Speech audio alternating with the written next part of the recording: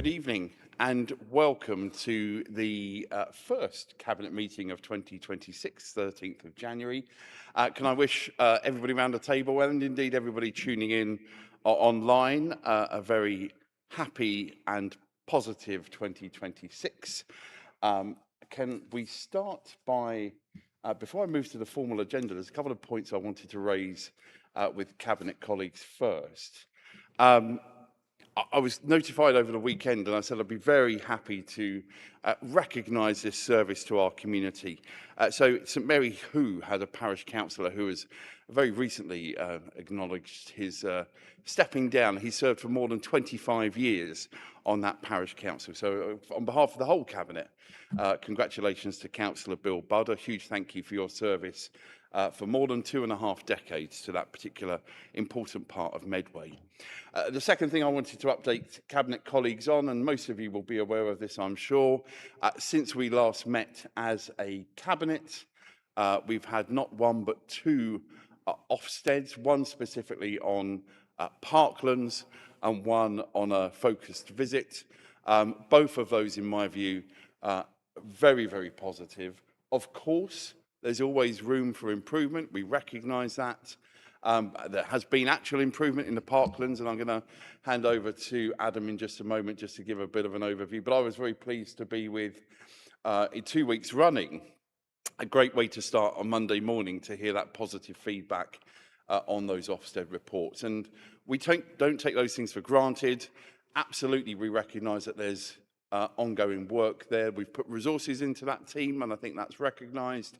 But really importantly, hearing that positive feedback from an external body like Ofsted gives me confidence that not only does the phrase children matter in Medway star on a report and is used occasionally in conversation, we're living it every single day.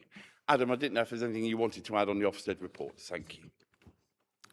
Thank you, Vince. And yes, it is my pleasure to be able to report back via Cabinet to the publication of two reports. One was into our care home Parklands in Oxford Road, Gillingham, and they've managed to achieve the third good rating in a row, which is really amazing.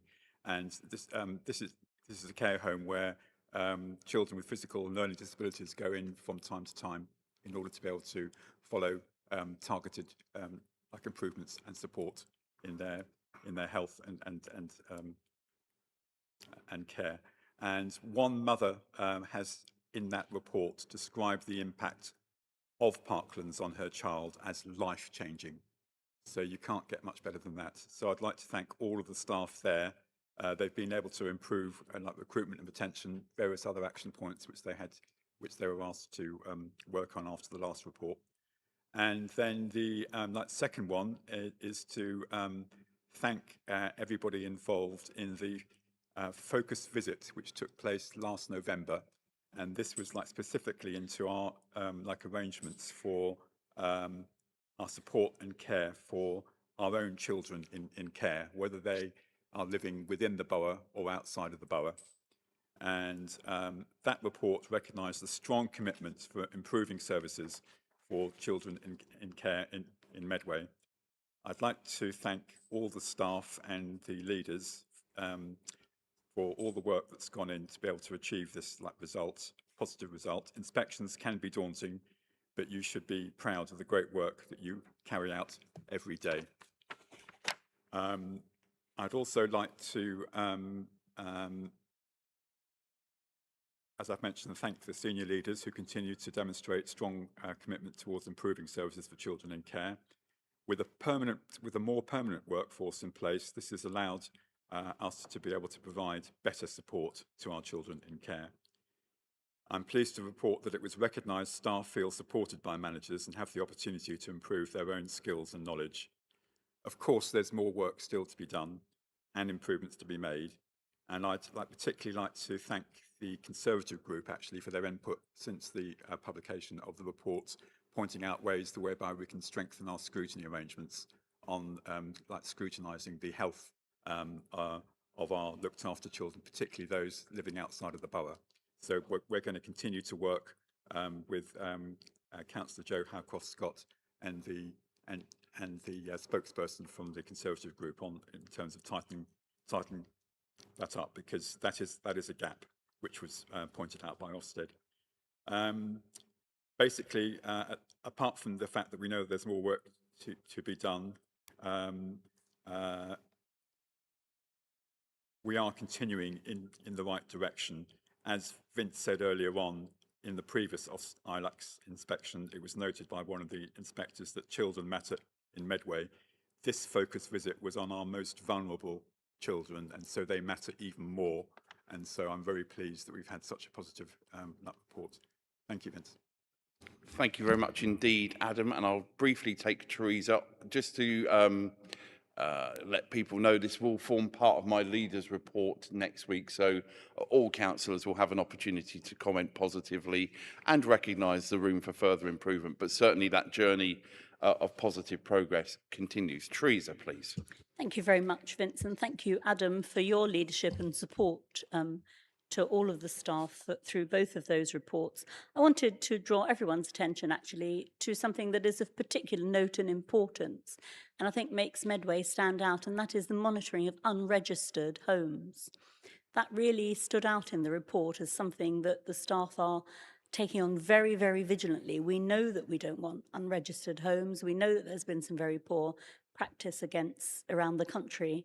And what the report does is give us the assurance that although, unless and until we can have more of our own facilities and get a better registration system at government level, nevertheless, the unregistered homes are being closely monitored here to keep the children safe. And I think that's a great tribute to the staff because it's a lot of extra work. Thank you very much indeed, Teresa, and I'd echo your comments there as well. An issue which I know actually many councillors across the council, including actually at planning committee, raise this on a regular basis. So it's good to recognise that. Let's move on to the formal agenda. We've got no apologies for absence. I can see all 10 or 9 of my colleagues here. Are there, sorry, I'm flicking between 3 different things. So I've got a bit of a tech update happening. The record of decisions. Colleagues happy to agree the record of decisions of the 16th of December. Thank you. Declarations of disclosable pecuniary interests and other significant interests. Are there any? No. Thank you. Let's then move on to questions to the Cabinet. This will be the last time we're doing this informally. The plan is that we will ratify this to change the Constitution permanently at next week's council meeting. I want to thank those, before we take today's questions, I want to thank all of those members of the public and indeed councillors, certainly from the Labour group, the Conservative group and the Independent group, who have put questions forward. That is appreciated. And indeed our independent councillor, Councillor Spalding, all of whom have taken time to put in questions and wherever possible to be here as well. And I thank Cabinet members and officers. Sometimes these need quite granular responses in a very, very short time scale, and every single time we've answered those appropriately. So a huge thank you, and I look forward to making this a formal, permanent part of the Constitution moving forward. Remind colleagues that we take these in 3 sections. Public questions relating to agenda items, which we have 1 tonight, relating to agenda item 9. General public questions, and then members' questions. Public questioners, if present, are able to ask a short supplementary. And similar to last time, if colleagues feel appropriate, particularly for members' questions, if members aren't here, if they wish to give a written response, because we have more questions than probably we would be able to get through in 20 minutes. So again, we will prioritise those individuals who have been able to get here tonight. With all of that said, we'll start the 20 minutes now, and I'll invite our first questioner, Brian Fowler, to ask his question. Thank you, Brian.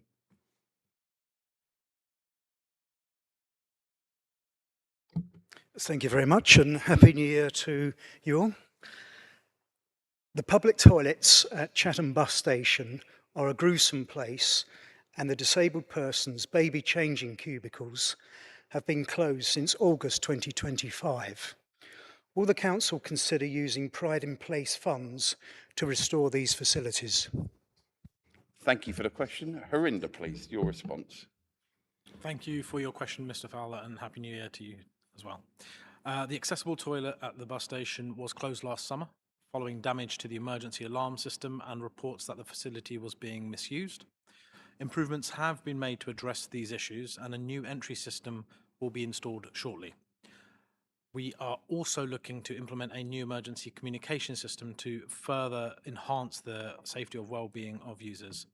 Officers are working to complete these improvements as soon as possible.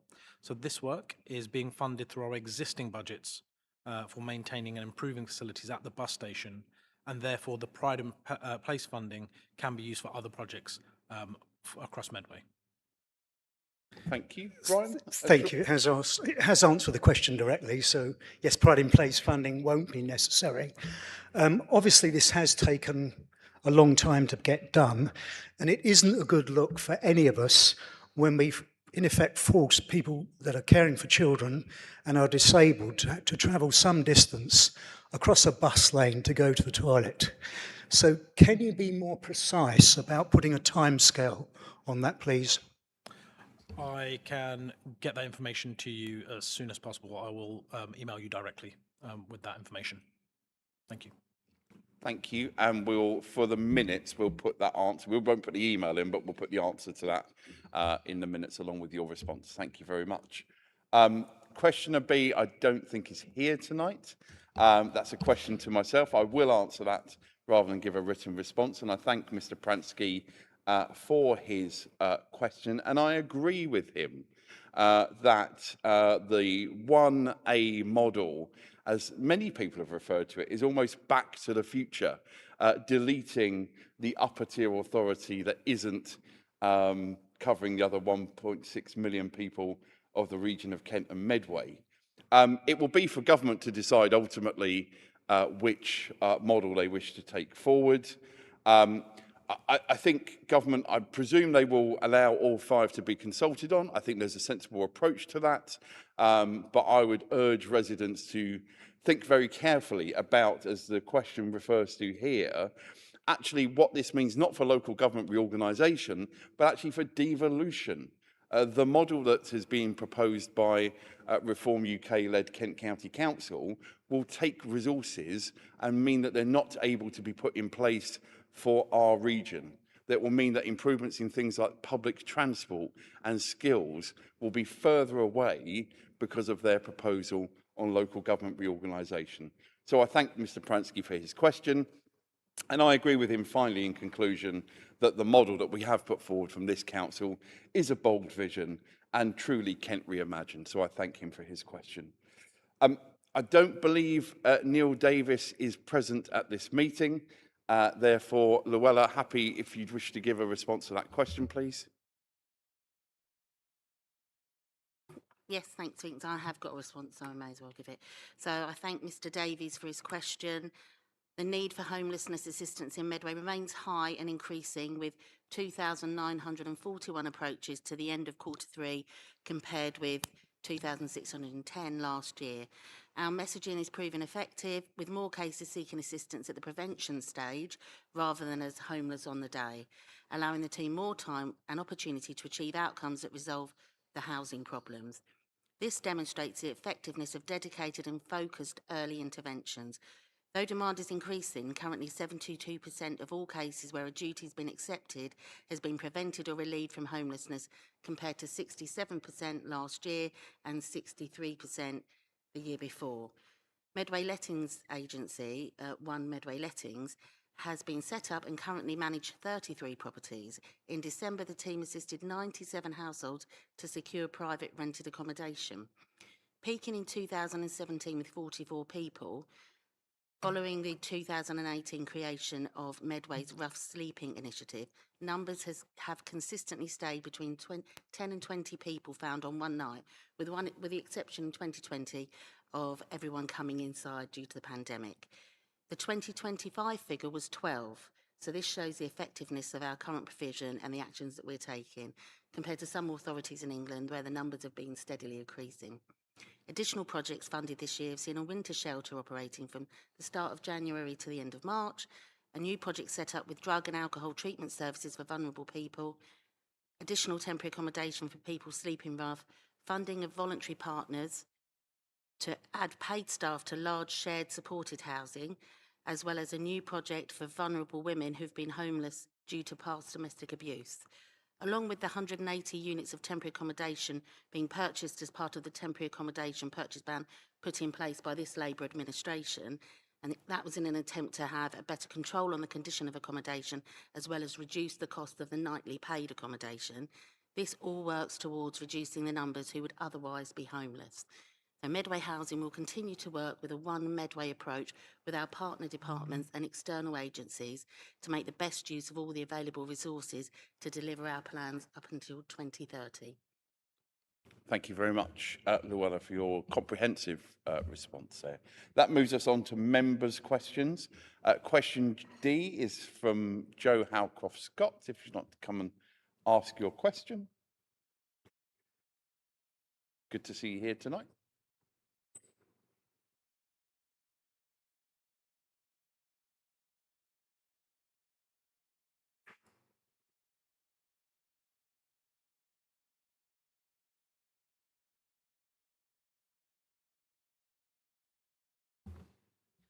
Good evening all, a healthy new year to you all. My question is about the shared UK Prosperity Fund, and it's to the portfolio holder.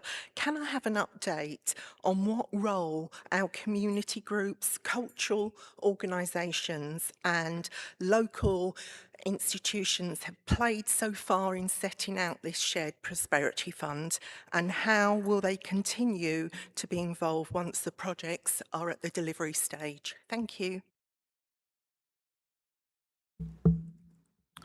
Thank you for your question.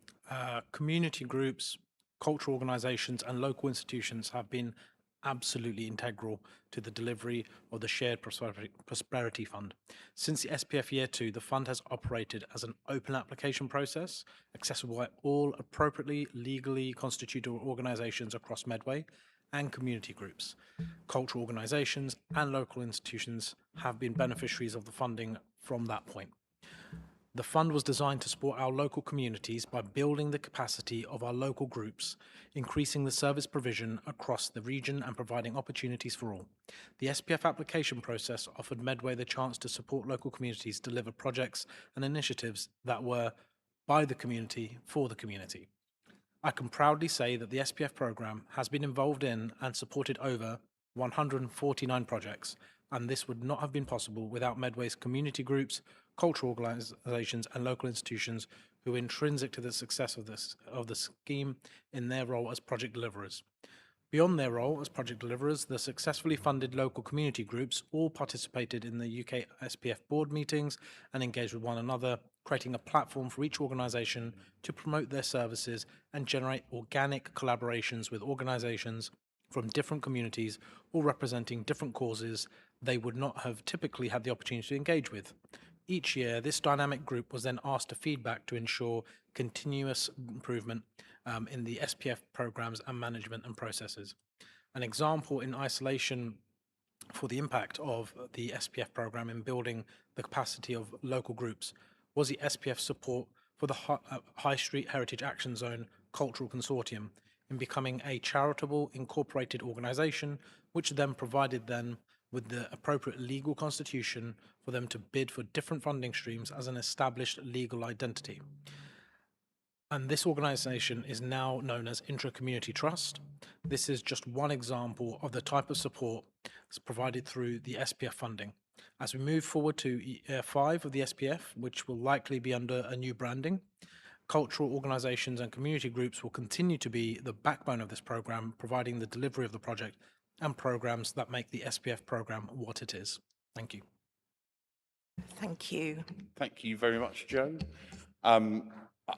Just for full transparency, there's reference to an organisation that I think Alex is a trustee of. Yeah, that's correct. I'm a trustee of Intra-Community Trust. Thank you, just for full and open transparency. It just shows that we don't know what we're going to say before we say it, which is a good thing.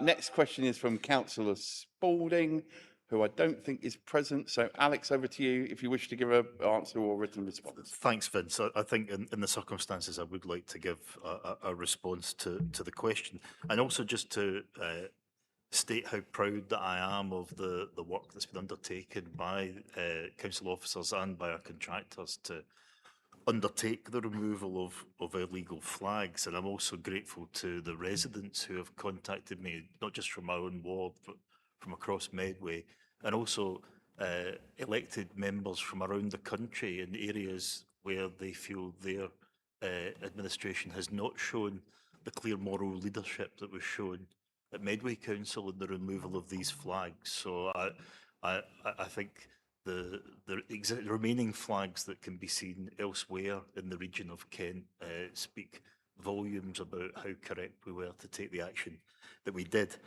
The nature of the operation which we undertook was such that I'm not able to provide the granular detail that Councillor Spalding has requested. What I can say is that a total of 90 flags were removed from the Isle of Grain as part of the total operation. As previously explained, and as with the removal of fly tipping or any other illegal installation, there's a cost to the community of any clear up and clearing up after lawbreakers. And I think it's really regrettable that despite, again, a clear indication that any flags put up would be removed, some individuals chose to continue to cost their neighbours money clearing up after them. So I think it's regrettable that some of those people putting flags up were also egged on by elected members who should know better. And I'm sure Councillor Spalding will want to join me in condemning those who put that unacceptable burden on our community. I'd also just want to mention that I'm really pleased to see that one of the chief flag raisers, self-identifying flag raisers from Medway is actually now serving time at His Majesty's pleasure for a variety of offences, including public order offences, which again speaks volumes to the calibre of person who is involved in this activity, not patriots, but in this instance, a thug, a troublemaker, someone who is a blight on his community.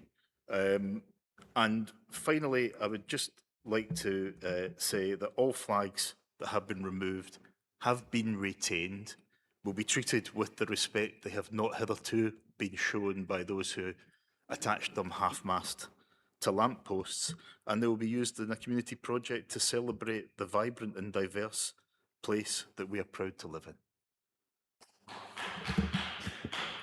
Thank you very much, Alex, for that very helpful response. Next question, question F from Leader of the Opposition, George Perfect. George, take a seat. Happy New Year. Over to you for your question. Thank you, Leader. Can the Leader of the Council please provide an update on the outcome of his recent meeting with the Minister for Local Government, Baroness Taylor? Thank you very much for the question. And can I publicly congratulate you on your new personal role outside of the council? Was pleased to see that on LinkedIn. I'm not very good at LinkedIn, but it's always good to see good news on there. It was a very positive meeting with Baroness Taylor, someone who I've known for a number of years as someone who really gets local government. Stevenage is a better place because of her service prior to her taking up her role in the House of Lords and indeed in the Labour government. We spoke about a number of issues. We didn't have a long amount of time, as you can imagine. These things sometimes get into the diary quickly and we have to use that time efficiently. So in that time, we spoke about local government reorganisation. We spoke about financial situation of this council and councils generally.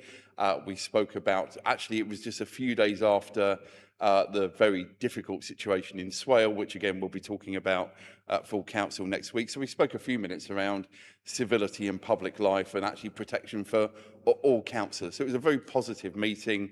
I made the point again around city status. That's something I've written to Baroness Taylor about before. And we finished with me inviting her to Medway this year, as it is now, to come and see some of the fantastic projects that we're carrying out. She has a very big interest, particularly in housing, as you can imagine, within that department. So my plan is to show her some of the great stuff that, in particular, MDC, a council-run organisation, has already brought forward, and more work that they'll be bringing forward. So it's a very positive, fruitful meeting. I'm grateful for your question tonight, asking for the update. Thank you very much. Let's move to the next question, which is from Habib. Habib, good to see you. Happy New Year. And I think your question's for Alex when you're ready.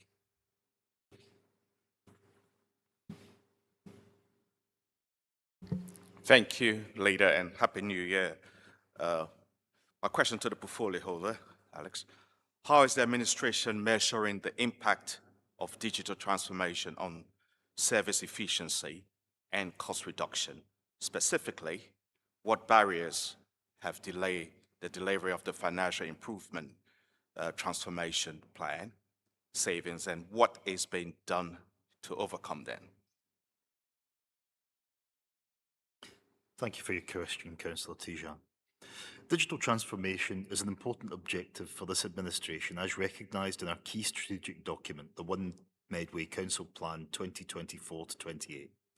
The plan includes a specific objective to develop and facilitate easy-to-use and simple digital solutions for residents to access services and engage with the public sector. There are 4 performance indicators that monitor the progress and impact of this objective. Achieving a 50% reduction in incoming telephone calls to Medway Council. Medway Council's corporate website will have an accessibility score of 90% compliance. 80% of customers will rate our digital services as very easy or easy to use, and that we will increase digital interactions with residents by 60%. The theme of these measures is to enable high quality, accessible and easy to use digital services that make it easier for most residents to access information and self-serve without the need to contact the council by telephone, email or letter.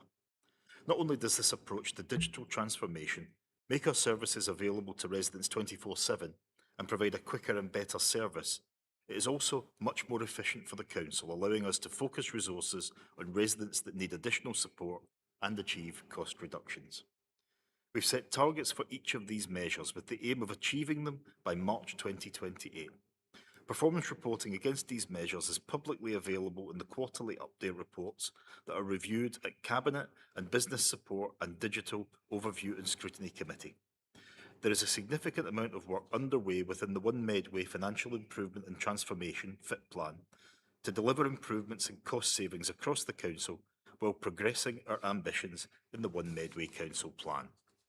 The FIT plan is regularly reviewed by the corporate management team, and a publicly available report on progress against the FIT plan targets is presented to Cabinet on a quarterly basis. During 2024-25, the FIT plan helped deliver over £28.6 million of savings and income. There have been several barriers and challenges to achieving the targets within the FIT plan, such as changing demographic pressures and the impact of the cost of living challenges for residents, which can limit income growth for areas of the council and cause additional pressures on some services. Whilst we recognise that some of these barriers are outside our control, we continue to work hard to overcome these challenges by transforming how we deliver services. The FIT plan contains a wide range of key actions that are designed to implement solutions to increase our prevention work and signpost residents to relevant services to help with our social care and housing challenges. Our Benefits and Welfare Service also distribute around £57.5 million yearly to residents to support them with the cost of living crisis. Thank you very much, and thank you, Habib, for your question. That's exactly 20 minutes. So we will give a written response to the 2 colleagues who I don't believe are here anyway. So we'll get those written responses will go out in due course, and they'll of course be within the minutes of the meeting. So thank you, and thank you to colleagues for the questions. Let's then move on to the substantial agenda we have tonight. There's a lot to it. And I'll just remind colleagues before we get to it, we have a large amount of stuff on blue paper on item 11. I'm not intending to go into closed session. No one has indicated to me on that. We also have, don't forget, agenda item 13. That too has blue papers. Again, I'm not intending to go into closed session on that, and no one has indicated that they wish to. So just a reminder, primarily for myself more than anybody else, that we have got item 13 as well. Let's move on to the first item then, which is a provisional local government settlement 26 to 29. That sits with me. I want to begin this item by moving the recommendation as laid out in paragraph 1 to note the implications. I also want to take this opportunity to thank Phil Watts and his team. This is a system which is always under pressure and stress because of local government provisional settlements coming somewhere near the last week of your advent calendar. No difference this time, but of course there is much more additional complexity because it's a multi-year settlement. That is a good thing. We want to be able to plan for the next 2 years. However, that does mean it's more complex for finance officers and actual local government as a whole, to the point that actually some sessions which are normally on the day briefings by some experts in the field were delayed. They said we're not in a position to deliver an on the day briefing because it is so complex. That said, I want to welcome the fact that we've got that multi-year settlement. I want to welcome the fact that we have got a government which is moving away from standing up in Tunbridge Wells and being proud of saying we're going to move money away from deprived urban areas. We have got a government which frankly is doing the opposite, is moving money towards deprived urban areas. And we see that here, and we see that elsewhere, not least with our neighbours in Kent County Council, because of course they represent an area with a number of areas of deprivation, Thanet, Swale, etc. Of course, one settlement alone cannot undo 15 years of austerity and cuts after cuts after cuts. So it is positive news, but it doesn't fix all of our problems. And to think that would be the case would be naive. So I'm grateful for the work that the finance team have put in. Colleagues know we still have a gap to fix before we get to our budget meeting in February. Those conversations are happening in real time. We see every day news on what's happening with our financial situation. Some people would have seen in the public domain today news around the sale of one of our areas that we had on the list that we were looking to dispose of. It's good that that work is happening. Of course, when you have big things of that nature happening, people will ask questions and have concerns. And again, as always with the new things here, lots of that will actually sit with Cabinet rather than Council. So if people have got questions around that particular sale, that will, because of its scale, will go to Council for noting. But of course, we've agreed that noting reports will be just that. So if people have got questions, I'm sure we'll see them back here at the February Cabinet meeting. So there's still work to do. And one of the other things it's worth saying is by the nature of a multi-year settlement, it does mean that you don't get you have a tapered amount. So we're not perhaps seeing quite as much as we anticipated in year one compared to perhaps year 2 and year 3. And that's in part to deal with those councils where their funding is reducing. And there is, you know, with any system of this nature, there are winners and losers. We are, as a community, Medway is a winner because of the Labour government, but that doesn't mean that there aren't some challenges along the way. So work is continuing. I know every cabinet member is having conversations around making sure we come to the situation of having that balanced budget. As I've said elsewhere, it was an ambition to attempt to move to not have exceptional financial support for the 3rd year. We're in a position where that is now likely. That is my working assumption, and that request has been made. We will hopefully hear before the budget meeting whether that has been a successful request. I'm hopeful so, but obviously we will wait to hear back from MHCLG. I will pause at that point. Colleagues may wish to speak to specific elements of the report, and of course we'll have an opportunity both next week, but importantly at the budget meeting, both the Cabinet budget meeting and the full Council budget meeting, where we'll go into more detail.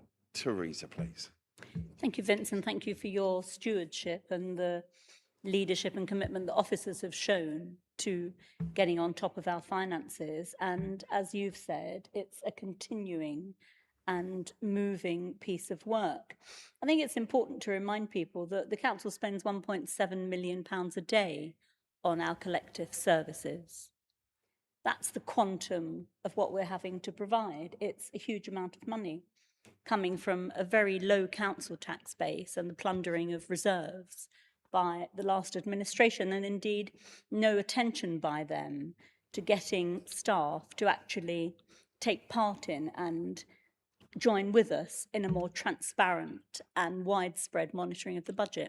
That has worked. There are many more staff across the council involved in that, and I thank them for it. And having seen the settlement, I've been in several meetings today, as have you, Vince, where staff have been working directly with us, actually, to make additional savings, to look at things again, to do everything that they can. We're facing rising costs in all of the statutory services, as is everybody across the country, and rising demand. And I would like to share with people today, we had our Adult Social Care Improvement Board chaired externally by a renowned expert in the field who has helped us since we had the CQC with that improvement journey. She was very, very complimentary, actually, about the work that we're doing. We were able to share progress on Care for Medway, our own care facilities, and additional work we want to do about supported housing. We were able to share with her the huge improvement that there's been on tackling adult safeguarding waiting lists, and introduce her to some of our new heads of service who've already made, in a short time, a fantastic impact on the work that we were doing, and showed massive enthusiasm in sharing that work with the board. So I'm optimistic that that collective effort is going to see us, as we have done last year, with a balanced budget that still serves the needs of people in Medway, and with all of the capital improvements that we're making, a really exciting programme of new things that can enhance life for our community. I don't shrink from the fact that it is a huge struggle. And I've seen a lot of rubbish talked online today about particular property sales, and pointed everyone that I could that's saying things that simply aren't true to the completely transparent way that they can look on the website and find out exactly where the money goes. And if there are people who don't want money to go to looking after our vulnerable adults and older people, if there are people here who don't think we should have good special educational needs facilities for children and young people, if there are people in Medway who think that we shouldn't have decent temporary accommodation for people who are homeless, then I'm afraid they're not my friends. I want to work with people who care about the community, who want us to have a vibrant and exciting programme of leisure and culture, who want our programme of safety and community safety and enforcement to work and make our towns a better place, and who care about our council staff in the way that we do, and make sure that they get decent pay rises and good conditions of work with the improvements that we're going to make to Gun Wharf. So if you care about Medway, there's every reason to be optimistic. If you want to talk Medway down, if you don't believe that public services are at least as innovative and effective as anybody in the private sector, well, that's your miserable lookout. I've got a more optimistic prospect than that for 2026. Looking forward to the budget, looking forward to sharing our plans with everybody. And I thank you, Vince, for your leadership and tenacity on this. And also, I've got grateful thanks to our 3 MPs who are making sure at government level they are banging the drum for Medway and talking about the things that we are doing now and our ability and plans for more things that we could do, working hand in hand for the first time as a Labour council here with a Labour government. Thank you very much indeed, Teresa. Simon.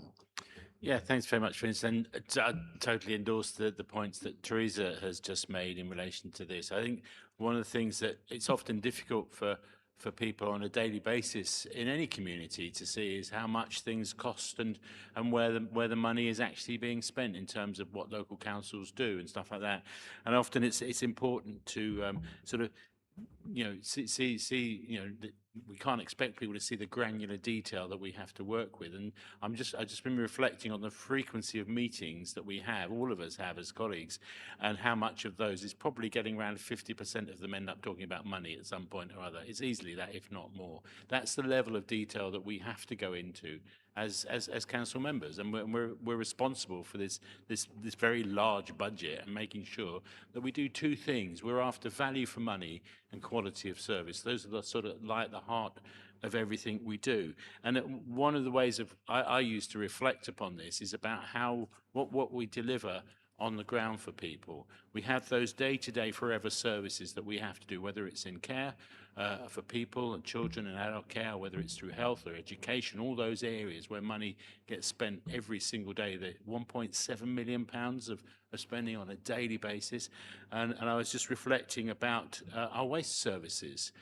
We have just gone through another Christmas and New Year of seamless, faultless collection of waste. That costs money, but it went perfectly this year without any hiccups at all over that period, and hugely grateful to the staff, the guys who drive the lorries, the guys who process it when it gets to the plants for processing. All that work has to be done, and that's not cheap, but it's done without any question, day after day, week after week, year after year. And Christmas, we had 50% more rubbish at Christmas than we have at any other normal sort of 3-week period in the year. That's how much extra is delivered at Christmas to our waste sites. So it's a huge amount. And I had the pleasure of visiting the recycling centres, the household recycling centres last week, to talk to some of the staff there and congratulate them on a 97% public satisfaction survey that's been done over last year. That's how much people appreciate the work that's done by our council teams, whether it's through our services like waste management, or whether it's through our health and wellbeing services or education and all the other areas that we deal with. That's what people see, and they're happy with that. But it comes at a cost, and we have to be conscious of that cost. So I'm really grateful for the settlement that we've got. And then the other element, the other side to look at, is about investing in the future. We can't sit still. We have to make sure that we maintain things, we look after things. All the austerity years where we didn't look after things like our roads properly, we are now paying the price for that. And every single year people complain about the potholes. Well, if we'd invested in the 10 years ago in roads, we wouldn't have the same pothole problem we have now. It's simple as that. It doesn't take rocket science to understand that if you don't look after your property and your infrastructure, it's going to fall apart, and then it's going to take years to recover. That investing in the future takes many forms, and we have to do that as well. We've just literally put our local plan in before Christmas for inspection to the Secretary of State. That's about the future of Medway. That means once we get that through the system, and even now, means that when it comes to housing issues and all this stuff that goes into a local plan, instead of having to fight public inquiries at £500,000 a shout, we've got it all fixed in place for the next 15 years. And that's the investment in the future. It costs money to produce the local plan, but that's money well spent, because it means that our future is much more secure and the economy of our Medway area is much more secure. So it's that how we spend the money, the granular detail that we have to go into, and understanding where and how it's spent for the benefit of our community. Thank you. Thank you very much, Simon. Tracy, please. Thank you, and thank you very much for all the work that's been done on this provisional financial settlement, particularly officers who have been really working very hard indeed. Myself and other portfolio holders I know have been having meetings. I had one earlier today. I know there were other meetings today. I've got further ones this week. They've been working extremely hard. We've been taking a very responsible attitude to making sure that we manage this budget. And while we welcome the 3-year settlement, we completely appreciate that there is still work to do and we are still coming under pressure. However, we know that we need to continue to provide high quality statutory services for our children and adults, in particular in Medway. And I've been really pleased to work with officers where that has been absolutely top of their priority. Not only that, but we've been looking forward at non-statutory and preventative measures that we can still take within our financial envelope. I can point back to last year when this cabinet approved capital spending, which is going to provide over 150 additional SEND places in Medway, both in mainstream schools and in special schools, which means that long-term savings will be made because we won't be paying for out-of-area placements. Travel costs will be less, but even more importantly, that's far better for our children and young people who don't have these distant journeys to make and who can stay local. We've also got 2 brand new SEND schools, which will be coming online in a few years' time. So we are thinking ahead, which means that in future years, our budget will be more protected because we'll be keeping the money in Medway. So again, a huge thanks to officers who've been working on this. Still got work to be done. We've got a very busy few weeks ahead, but looking forward to the budget meeting in February. Thank you very much indeed, Tracy. Luella, please. I wasn't going to add to it, but I will, because I've said earlier on this evening, the service we provide to try and support the homeless in particular has grown with the provision and support, and that has the actions from our officers by designing that service and working with the wider community and other stakeholders has really helped with the prevention. So they're doing everything they can. The officers are working so hard with the limited envelope that we have. They, you know, I can't thank them enough for what they're doing for the people of Medway. And also, as I was going to say before the time ran out for the questions, the temporary accommodation purchase, the project that we brought in as a Labour administration, we aimed for 150 properties. I was going to report that we've actually managed with the envelope that we had to get 180. So we're doing everything we can to try and improve the outcomes for people in Medway with very limited resources. So that's all I was just going to... Thank you very much, Luella. Nina, please.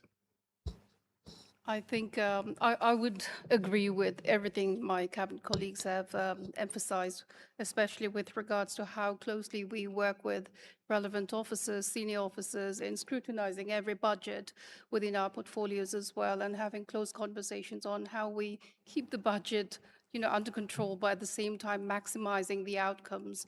And with the limited resources that that my portfolio has, you can just see the outcome for Medway, like with the huge turnover that local businesses have actually enjoyed. Let's say with our significant successful events like the Dickenson Festival, the Christmas market, as well as,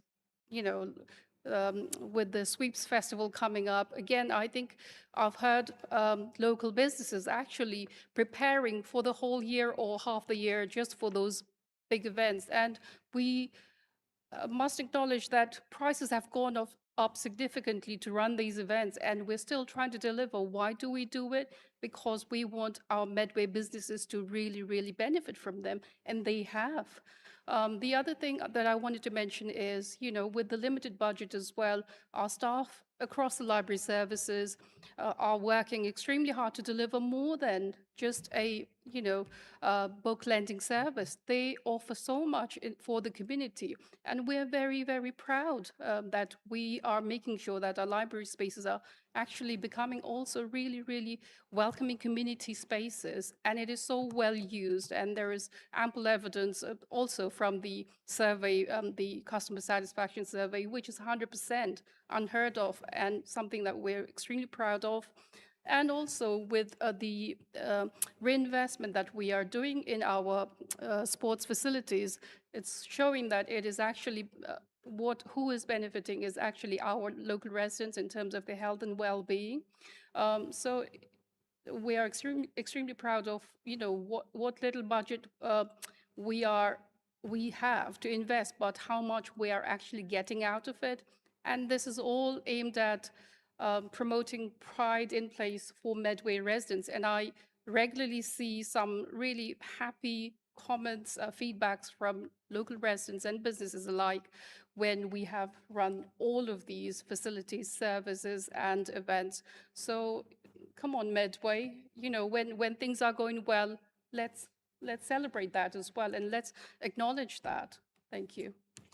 Thank you, colleagues. I can't see anybody else indicate, so let me just pick up on all of those excellent contributions. Teresa, I was pleased to be with you earlier today for some of the Improvement Board, and it was great to hear, again, not just the chair, who is an outstanding expert in that field, as you rightly say, but actually even some of our local partners recognising the positive journey with the very difficult financial situation we inherited, but also the changing face of adult social care. And again, I think it's positive to hear that kind of understanding from colleagues who are working with us to deliver ultimately very positive outcomes for a relatively small part of the Medway society. And that goes on to Simon's point.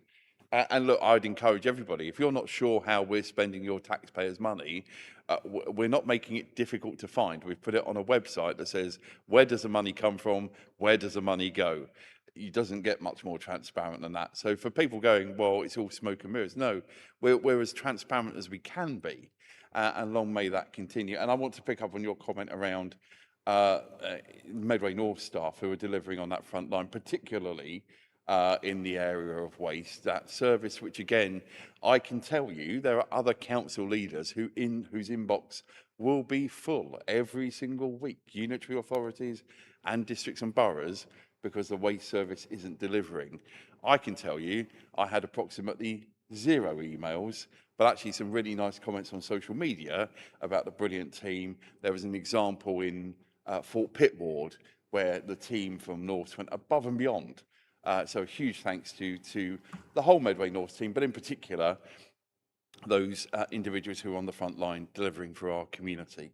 Tracy, you're right in recognising that the journey we're taking with education, particularly with SEND, is a sometimes challenging one because it is something which has got that national focus, and over this next municipal year coming up, there'll be certainly a conversation about SEND, and we'll be part of that for sure.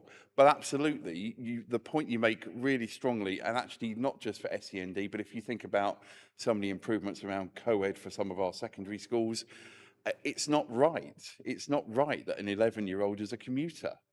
Apart from in exceptional circumstances, they shouldn't have to be.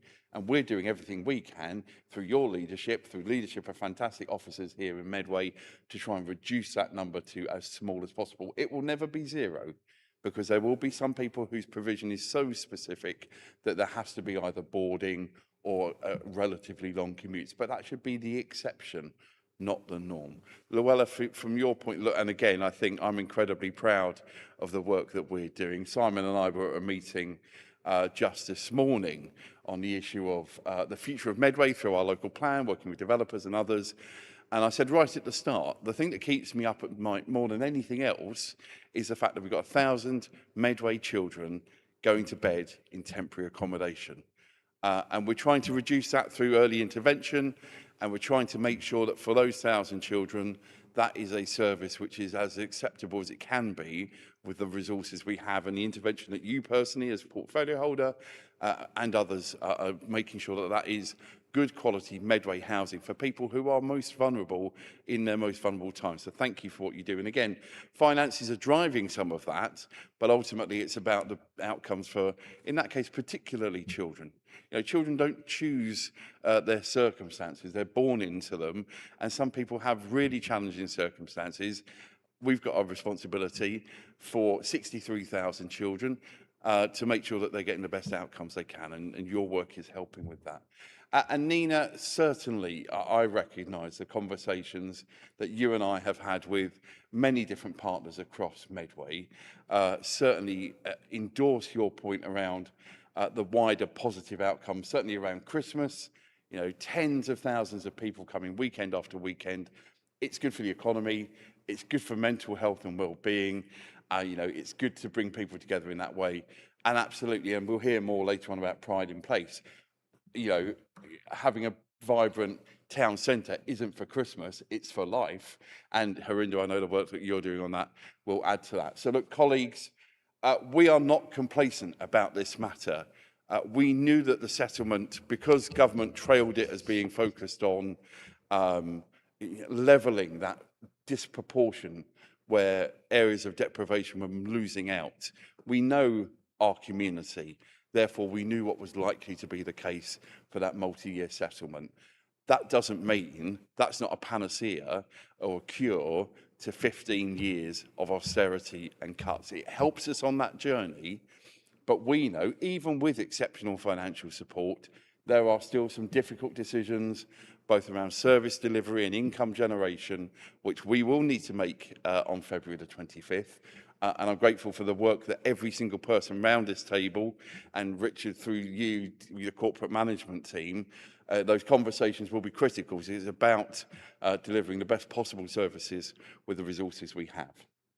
Are colleagues happy to agree the recommendations as laid out in the report? Thank you very much. Let's then move on to the next item that sits with you, Simon, which is around the creation of the Horsted Valley Local Nature Reserve. Over to you. Thank you very much. And I often get excited about some of the items I get to deal with. And this is another one I'm very excited to present to colleagues.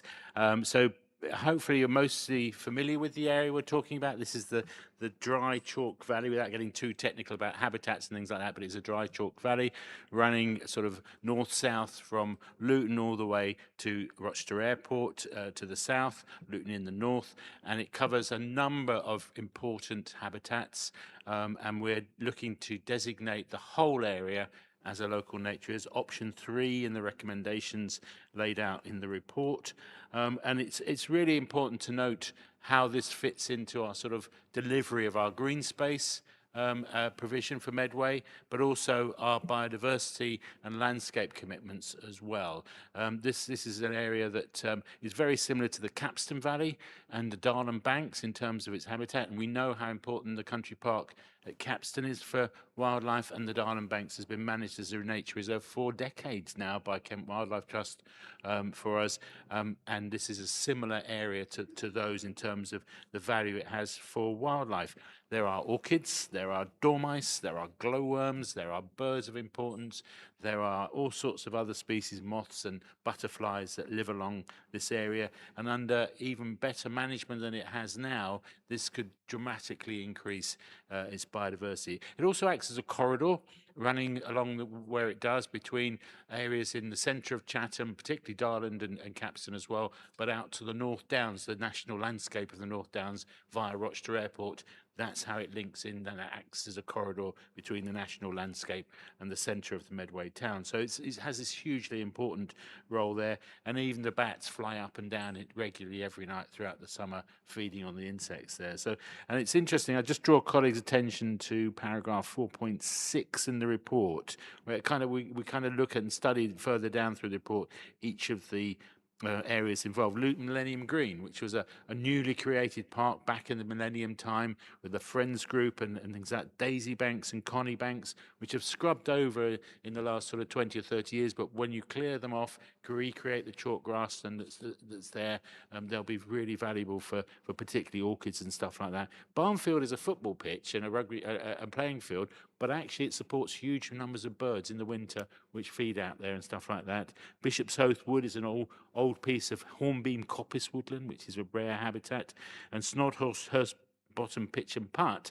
You say, well, why is a pitch and putt important? Well, there are pyramidal orchids growing on the pitch and putt, and it's been looked after incredibly well for that over many decades. Ridgeway Bank and Horsted Farm people will be familiar with, as well as important wildlife areas all the way down as far as the airport. So that's the kind of area we're talking about, and going through this process of designating it as a local nature reserve is incredibly valuable, preserves it for the future, in perpetuity, for the next generations. It's that sustainable development approach things. And one final thing is it delivers on our local nature recovery strategy, which we've been a part of now for 2 years. It was published just before Christmas, the Kent and Medway local nature recovery strategy, and this is a key component of Medway's delivery on that strategy. Thank you very much. Thank you, Simon. Any colleague wish to comment on that? Teresa, please. Thank you, Simon, and for your enthusiasm that is something to behold as far as our green spaces are concerned. And this is great news for everybody along the corridor, not just for all of the wildlife that you've mentioned, but as part of our stated policy of making Medway a safe and enjoyable place to walk and cycle and run, or whatever people choose to do. And this initiative means that the whole of that valley will now become somewhere that is more accessible to people, where they can enjoy nature and can choose a different route to get across the towns. So I'm really pleased about it, and I think it recognises the work of lots of people who value these spaces, particularly in our friends groups who've been interested in them for years. Gives an opportunity actually to bring them together around this new project and think about the whole of the areas and how they link together. And I think as we build more homes, because we need to, there are lots of people who haven't got one, having these kinds of spaces around becomes critically important, because we want people to be able to enjoy the outdoors, especially if they live in an apartment, and being able to have access to something like this really can enhance quality of life and health and well-being. So it's good news all round. Thank you very much, Teresa. I'll take Nina next, please. Thank you. Like many Medway residents, I do love my well-being walks in our various green spaces and country parks, and I regularly celebrate that in my social media posts as well, because why not? Medway does have beautiful country parks and green spaces, and I do fully support the proposal, and we could have a more invested and more passionate portfolio holder in this regard. So with regards to the creation of Hosted Valley Local National Reserve, it aligns with the Council's Climate Change Action Plan and ensures our vital green spaces are protected and remain accessible for all of us residents, for current as well as future generations. And they are essential for local wildlife and biodiversity, as you've mentioned, and offer crucial recreational as well as educational opportunity, alongside providing, of course, the physical and mental well-being benefits to communities. So I would fully be supportive of that, and thank you for bringing this forward. Thank you very much, Nina. I can't see anybody else, so before I come back to you, Simon, I don't want to be one of those councillors going to think back to halcyon days, but as most people around this table know, I grew up on Luton Road. And actually, I grew up on the bit of Luton Road, which is just round the corner from Luton School, which is now Luton Primary School. And of course, just above Luton Primary School are some of the green spaces talked about here. So I have very fond memories. It probably wasn't scrubbed over quite so much as it is now, but this will be a fantastic opportunity to bring in the centre of a very urban area a fantastic green space. And it's right to recognise the different plans and policies that we've got. As a politician, we made 5 pledges. This is absolutely delivering on one of Labour's key 5 pledges. Pledge number 4, to establish new parks, and you've brought that already to this cabinet through some of the work happening particularly on the peninsula, but also, and this is where you're delivering once again, not just for the people of Medway, but on our political pledges to improve access to green spaces, and this designation will make that happen. So once again, showing Labour making promises and delivering them. So Simon, thank you very much, and back to you for your closing remarks. Yeah, thank you very much, colleagues, and thank you for the support for this. I think really the work done by our Green Spaces team to get this far with the projects has been brilliant. So a massive thanks to them. They've put in a lot of time and effort into identifying what we need to do here and getting this to this stage. And obviously there's a lot more to be done. We're currently discussing Kent Wildlife Trust, how they can take on areas of management within this. They are the experts on managing habitats of this type by far. And as we know, on Darling Banks, they've already done a brilliant job for us there over many, many years. So that's where we're going with that. So it's just a big thanks to everyone all round for the work done today. Thank you very much. Thank you very much. Colleagues, happy to agree the recommendation? Thank you. Let's move on to item 7, revocation of Piero Gillingham and High Street Raynham Air Quality Management Area, often known as AQMA. And Alex, over to you to open the item. Thank you. Thanks, Vince. Pleased to be the bearer of good news, good environmental news at a time when there's lots of populist politicians who want people to believe that the only way is down, that it's a race to the bottom, that without instant results, we give up. We've seen that in certain councils quite close to this one, where an immediate resolution to the climate crisis not being forthcoming has resulted in them abandoning all hope. It's not false hope, because in the case of the air quality management areas, which were designated in 2010, I'm pleased to say that 2 of them are now in a position to be revoked, not because we don't care anymore, but because for 5 years they have met the requirements set out. So they were designated to in recognition of extremely high nitrogen dioxide concentrations, and in response, the action plan resulted in some advice being given as to how we might lower those concentrations. Some of the mitigations, some of those include mitigations being included as standard in development following the introduction of the air quality planning advice in 2016. So that's played a part. The sustainable transport teams encouraged active lifestyles and cleaner transport choices. We've got the Rainham Idling project supporting Medway Breathes campaign as well. All of these things have played their part, and it's in a sense unquantifiable to say just how much each individual contribution has made to that overall reduction. But what we can say, and what can't be denied, regardless of what prejudices you might bring to the table in terms of environmental and atmospheric improvement, is that since they've been introduced, there's been a steady decline in annual mean nitrogen dioxide concentrations in the Pier Road, Gillingham and High Street, Rainham AQMAs. That puts us in a position as a council where we are required by government to revoke those air quality management areas. We're obliged after 5 years of compliance to do this. And so essentially this item is to satisfy that requirement. I just also, you know, on that positive note, say that, you know, this is not the start and end of the improvement to air quality in Medway. So much of what we do, whether it's local transport plan, whether it is action on moving traffic offences to keep our roads moving more freely, whether it is the encouraging modal shift for school children to walk or cycle to school, all of these things will continue to play their part, not just in these 2 areas, but across Medway. And all the early data that I've seen, as I've mentioned before, from the school streets monitoring shows similar reductions in nitrogen dioxide levels across all sites. We can fix this. We can fix this if we are brave enough to take the action required.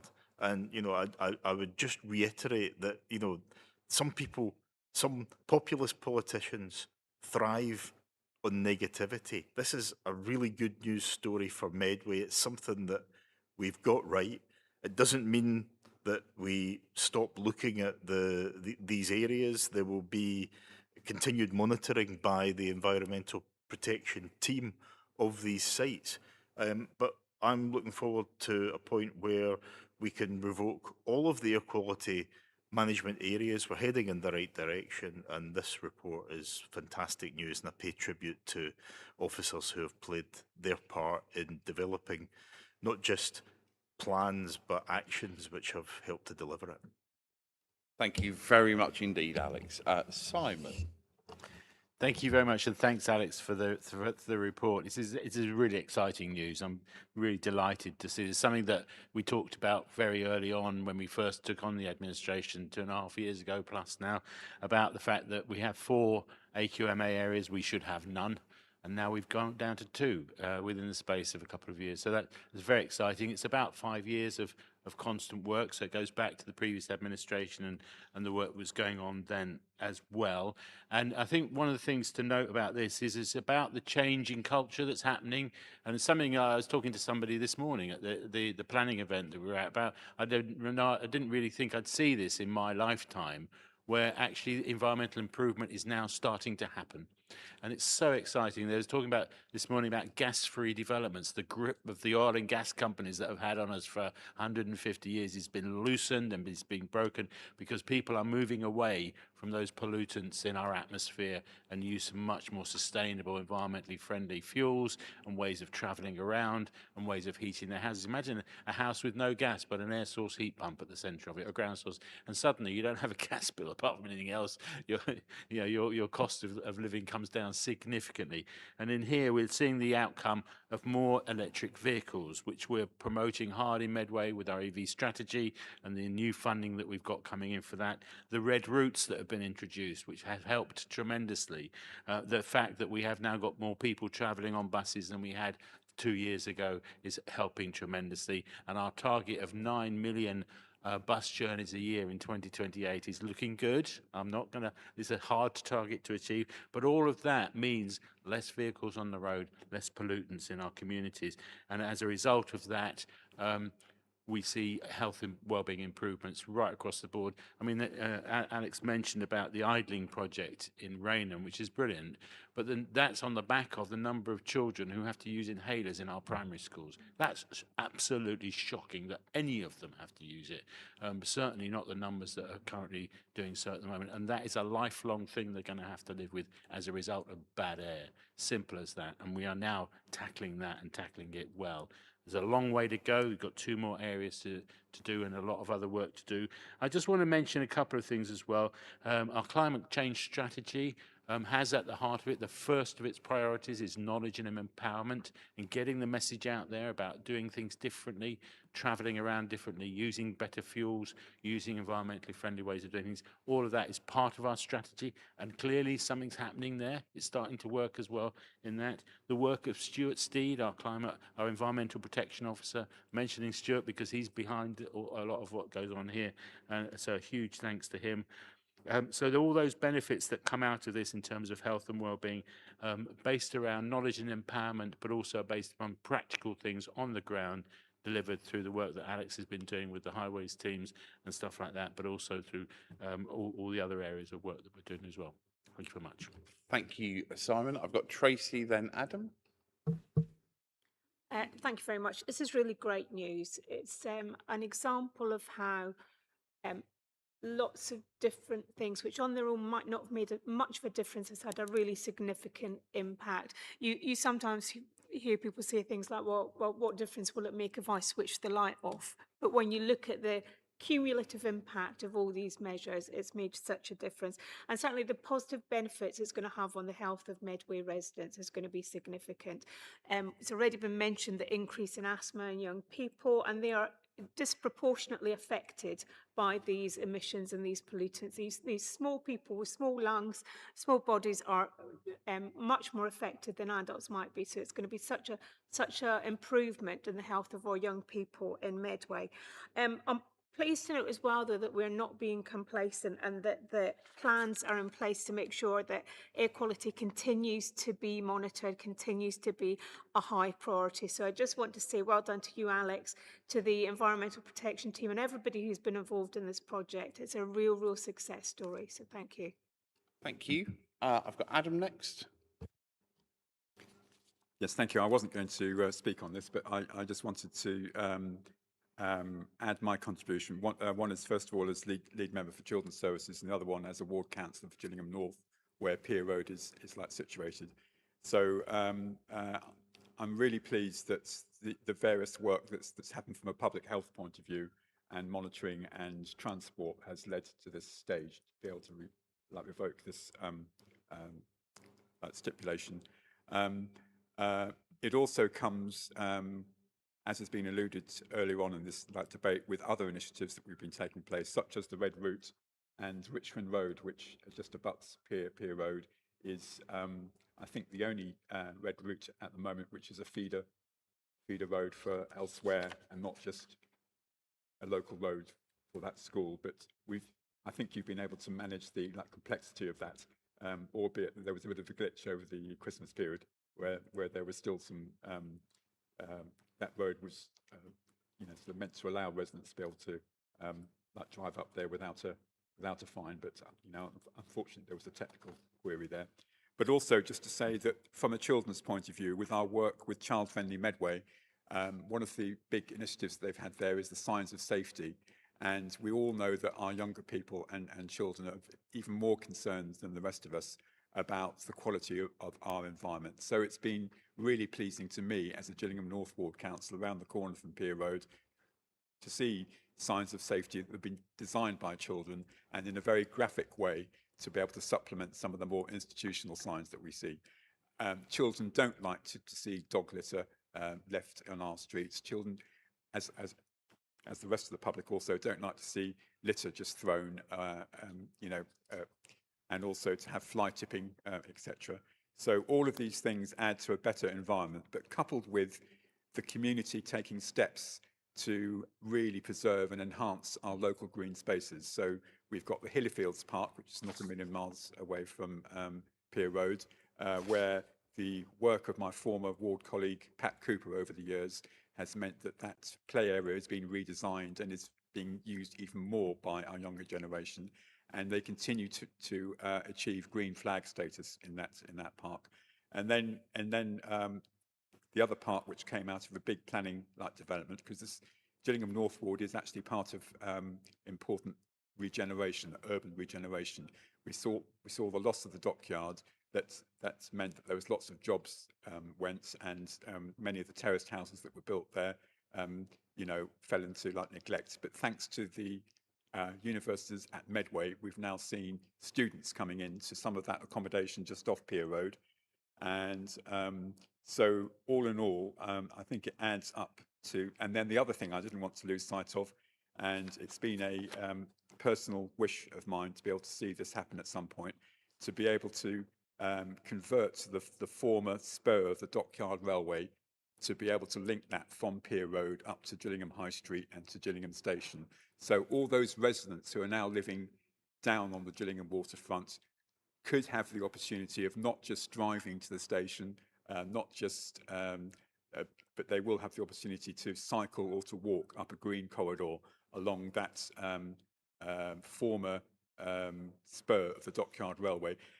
That former spur of the Dockyard Railway served all of our residents really well when the planning was being put in place around converting St Mary's Islands from basically a dockyard waste tip into now an area of significant housing and quite good quality housing that we've actually got there as well. And that just goes to, by using that spur of the railway, it meant that the contaminated soil was actually moved up to Bedfordshire, starting its journey on those trucks on trains going up that former Dockyard Railway, rather than all the lorry movements that would have taken place that would have added even more to the pollution down on Pier Road. So it just goes to show that by joining up initiatives such as Child Friendly Medway with our schools, by actually joining up the work of our public safety, like public health people, also joining up the work of so many other areas of the council, such as transport, etc., various like initiatives such as Red Routes, we are making Medway an area to be a cleaner, more healthy area, which will serve us well as we go forward for our Marmot pledge as well. So it's a really good news story. Thank you very much. Thank you, Adam. I don't think I saw anybody else indicate. So before I go back to Alex, let me say just a couple of things on this particular item. Firstly, I agree with contributions made by colleagues. And look, I'm incredibly proud of this. I'm the first to absolutely publicly, openly recognise some of the work that's made this happen was done before May 2023. I'm very clear on that. But actually, that has been turbocharged using an electric vehicle, not petrol, by this cabinet. And I say, in particular, yourself, Alex, in your role, and Simon, in your role, looking at the climate change agenda. So I'm really incredibly proud of that. And absolutely recognising that a number of these initiatives, sometimes controversial, but actually sometimes being controversial means you're doing the right thing. And if we are in a situation where we are less likely to have a 9-year-old, as we saw in Lewisham, with air quality on her death certificate, then we're doing the right thing. And as Tracy in particular and others have said, this is not about complacency.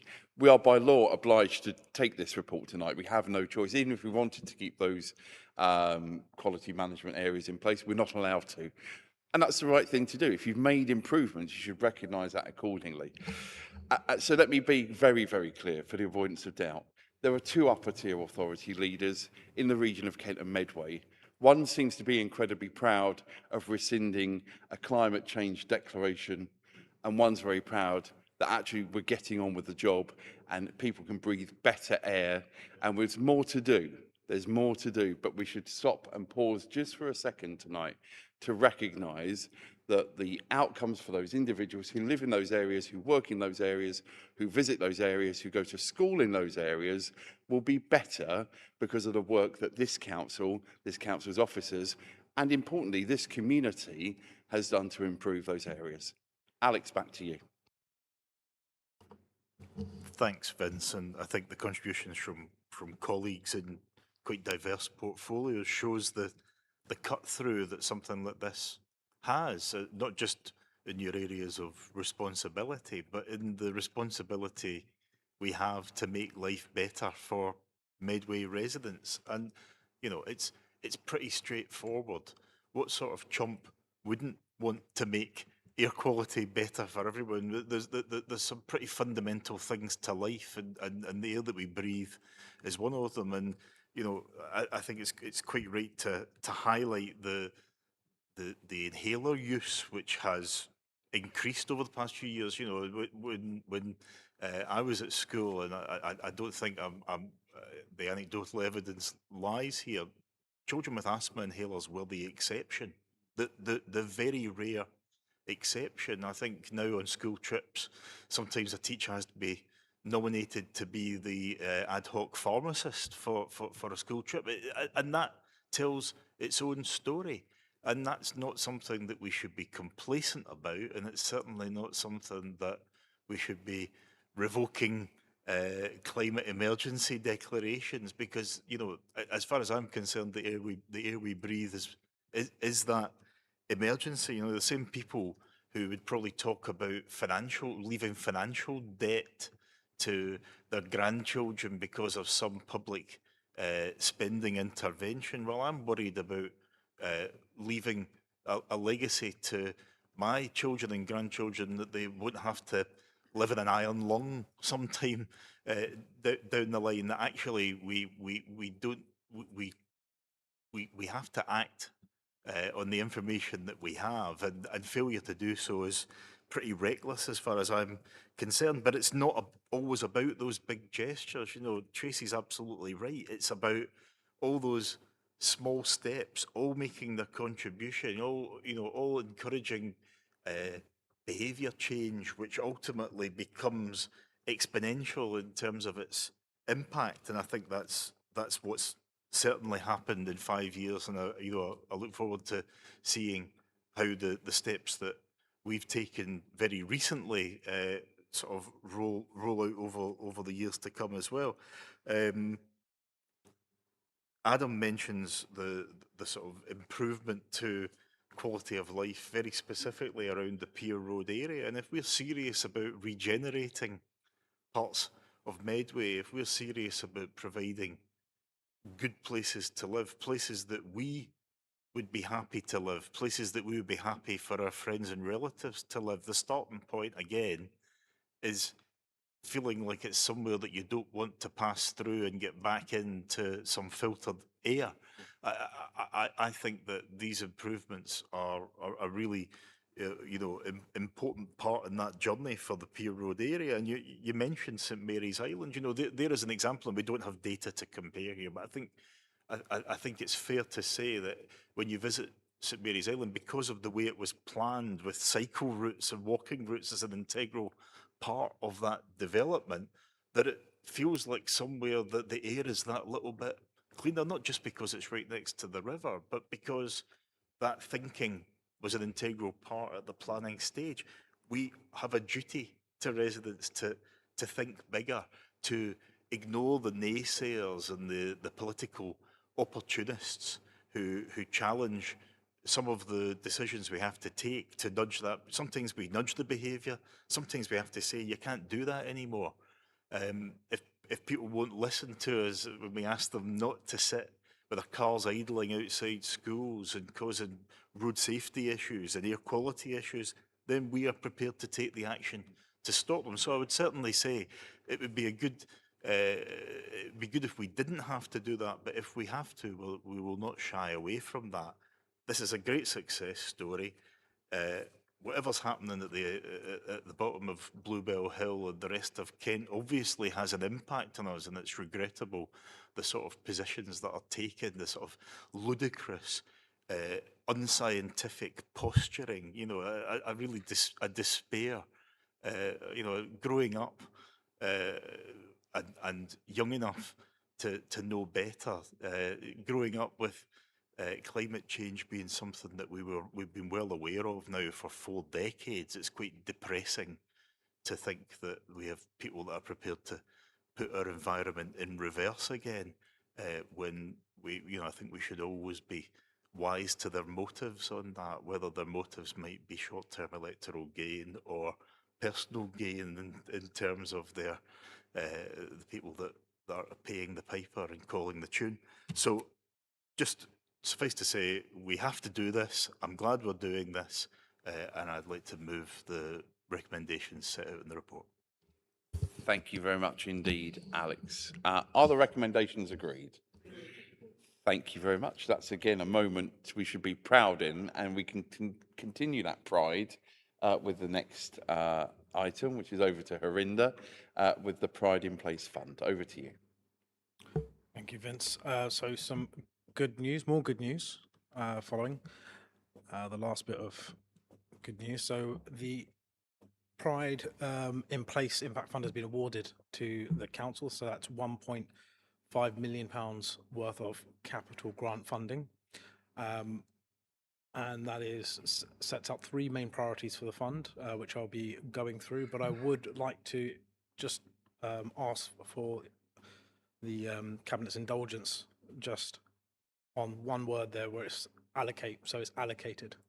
And I think this is not sort of mentioned enough, not discussed enough, that this is quite a departure from how funding has been, I would say, awarded from previous governments and previous administration, which was very much bidding, was described as sort of rats in the sack type funding bidding. And the reason I mention that is I just don't think it gets as much airtime as it should in local government.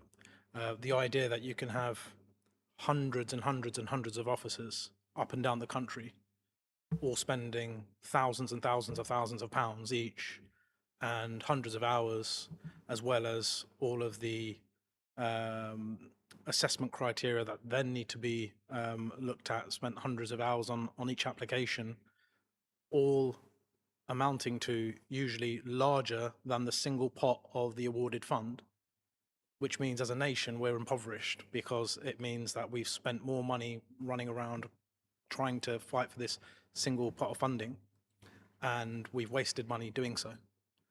That's was known in the 1970s, 1980s as rent-seeking behaviour, and it's promoting rent-seeking behaviour. It's a simple economic concept that I thought was known, but it has just crept back into favour again.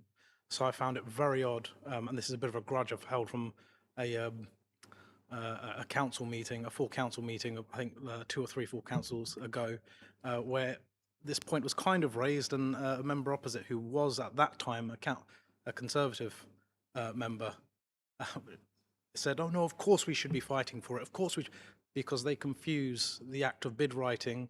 They see it as something akin to hard work and grafting, and they see that as a virtue, and they confuse that with effective distribution, which it isn't." And it was even more frustrating to see it because it was from a Conservative, and actually the idea of rent-seeking is a tradition that was an insight that's actually associated with the Conservative Party during the 80s. So it was really frustrating, and now I will also now stop wasting time and talk about the actual fund itself, which we only have 14 months to deliver. So yeah, and I've taken, so there's, yeah, whilst I've been speaking, I've just been eating into that. But can you tell that it was a bit of a grudge that I've been holding? I finally got it out there. So this report is seeking the approval to actually get this fund delivered. It's been allocated to us because it's been determined that we need it, and we do. So there's a trust associated with that we are to look at how best to deliver in the area that we know best. And so we will be using our One Medway Council plan, supporting those outcomes there and the objectives that we have there, as well as the emerging regeneration strategy that is being developed.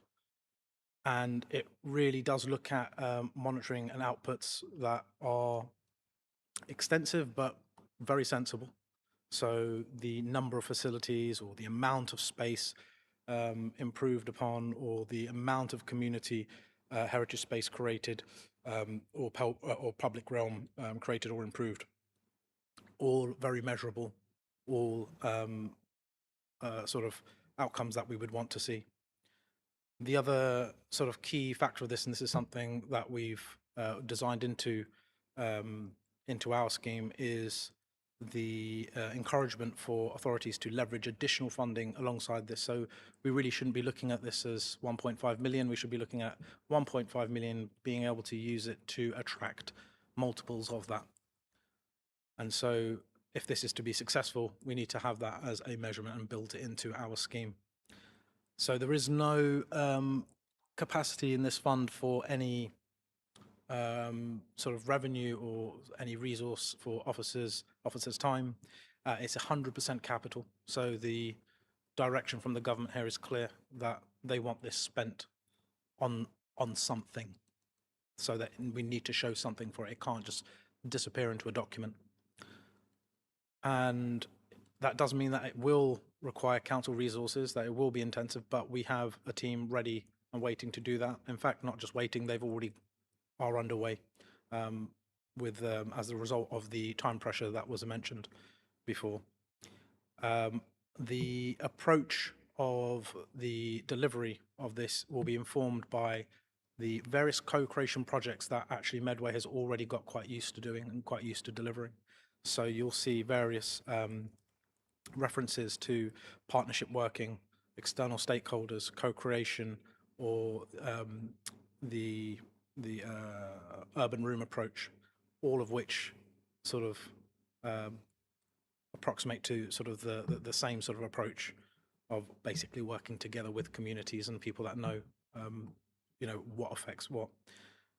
So with the short time scale that we have for delivery, we had to sort of deliver an outline for the scheme, and that is as follows. So the first part of it, and by the way, all three things are kind of trying to hit different things. So the first part of the scheme is a shopfront grant scheme. And so this is building on the work that was developed on with the Heritage Action Zone in Intra, which was previously mentioned in my question, my answer to Councillor Harcroft-Scott's question. And the shopfront grant scheme is a really, I don't want to say easy, but it's a quicker way to get a large impact across a large area, and do a lot of good work in terms of the pride that people have to the areas that they visit quite often, which are our shops, our markets, are the areas that people will buy and will trade. So that is a key aspect of this, and there's two grants for that. So there's a smaller grant for 2,500 for cosmetic improvements, repairs, repainting, signage, and potentially £5,000 available for a larger grant, which will be for structural works, including accessibility enhancements. And this is really informed by that previous work that I mentioned in the intra area, which actually a lot of feedback that we received from shop owners was that actually they would have preferred a smaller grant if it meant that it could be done quicker and faster, rather than all singing, all dancing grant for the entire shopfront. So given that we want to get this out quick, that the two-track system for the shopfront grant scheme is I think very wise. So the second scheme is the public realm improvement scheme. So that is an improvement package of £800,000. So that's the lion's share of the 1.5 million there. And so that is once again co-created with internal officers as well as key external stakeholders using that urban room approach. So really getting everyone round and going through some workshops to figure out what is best suited for the area. And that's already started. That's already been commissioned. And so we had a workshop on the 2nd of December, and there was a lot of good ideas that were hashed out there. And so there was the second session as well immediately afterwards, and that has already started bringing forward some realistic sort of plans that can be delivered. And then as well as that, there's a program of public realm improvements for Chatham as well as Gillingham. So it's split over the two areas, where you have for Chatham using Medway Development Company, so MDC, along with University of Kent architecture students. So really looking at sort of what can be delivered with the projects that MDC are looking after. So there is a lot of partnership working with key stakeholders, whether it's community based members or whether it's the Kent architecture students or universities or other stakeholders. The third scheme is the Partners Investment Scheme, and this is really focusing on the element where I mentioned about leveraging more than just the 1.5 million. So this is looking at viability, so trying to find a project or projects which are not viable, and unless it was for the so not viable, but if we are able to give a little bit of funding towards that project, that actually it could potentially unlock potentially millions of investment, of private investment, that would then want to invest in those projects or singular project. So we could, from that 400,000, make potentially a much larger regeneration project happen, because it makes it viable. So we've had early conversations with MHCLG who've already shown an interest in that as a pilot scheme, and looking to further expand it. And so the idea here is that, yes, we've got this 1.5 million, yes, we've got this viability aspect of it, but can we continue doing that and use this as a pilot to do another and another and another, and unlock a series of projects that really show that actually Medway has the ability to produce reliably projects and deliver on them.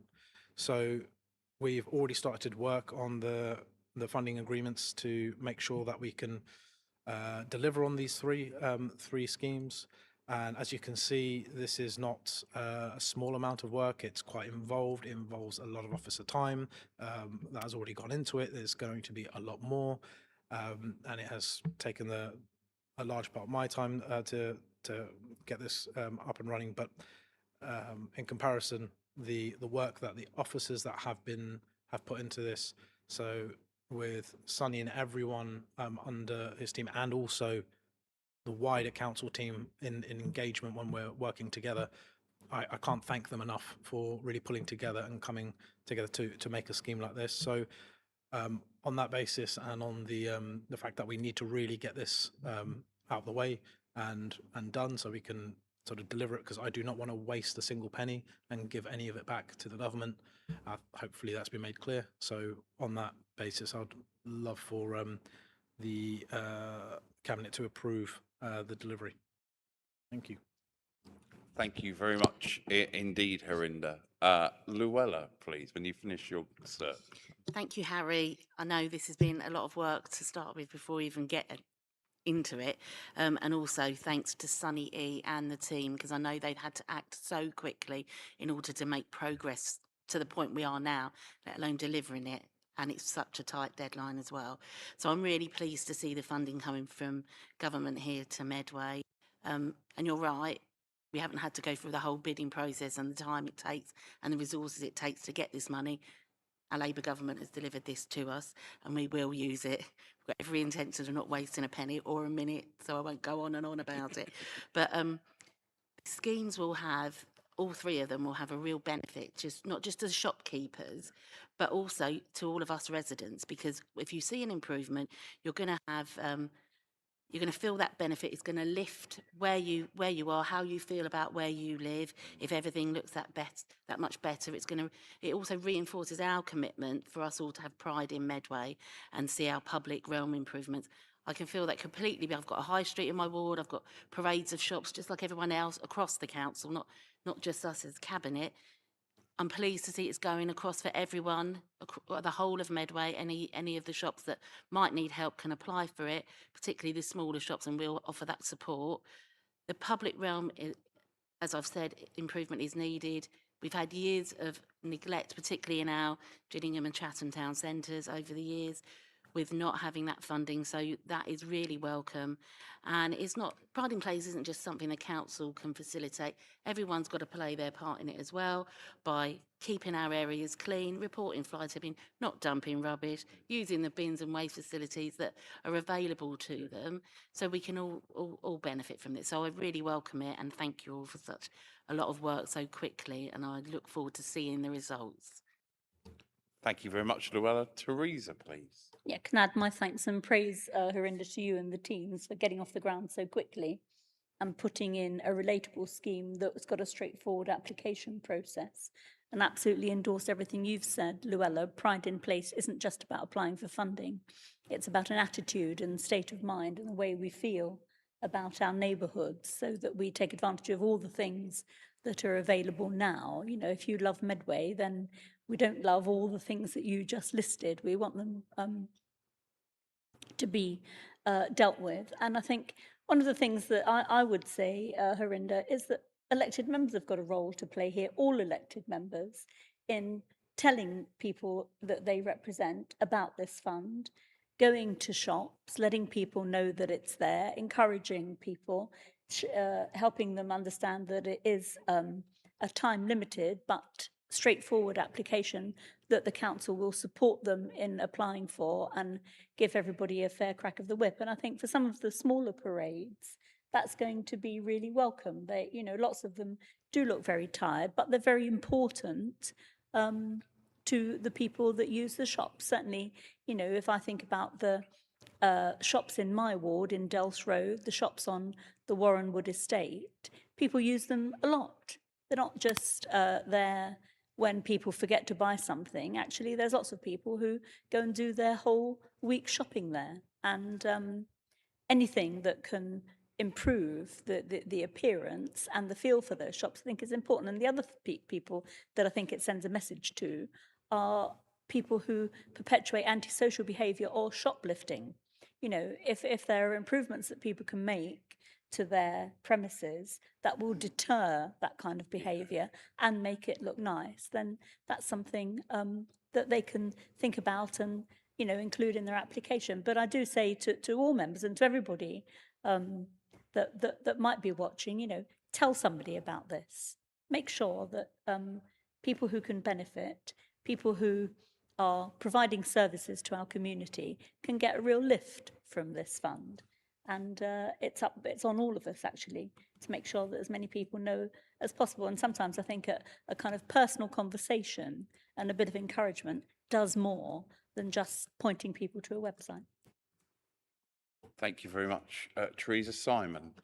Yeah, thanks very much, and thanks to Harinder and the team for all the work done to get us to this stage in this process. And it's been really hard work and appreciated it. And I endorse the comments from Luella and Teresa on this. I think one of the things we reflected earlier when talking about budgets and stuff like that, how it was sort of two sides. We're having to invest in the present, but we've also got to think about what this means for the future. And this is a classic example of how the track record we have with these small grants over the last couple of years has been amazing, actually. And that sort of small investment now, which actually has an immediate impact, in many ways, but it has a much longer term implications for the quality of our communities and such. Like I'm thinking of the green grant process that we have as well, which is doing so well at the moment. And I think the other thing is to not forget that this is actually not in isolation.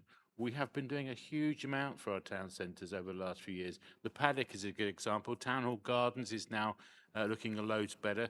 The plans for the Greenway into Gillingham Town Centre are underway as well, and we're development of the Rochester Civic Site over in the Strood Civic Site over the bridge there, and all these small things that we've been doing in our town centres are now coming together, coming to fruition in so many different ways, and we are seeing the benefits. And this is another element of that ongoing process of pushing Medway forward and driving improvements, bringing about immediate change and benefits for the local people now, but thinking about that future vision as well. So I think this is fantastic. Thank you.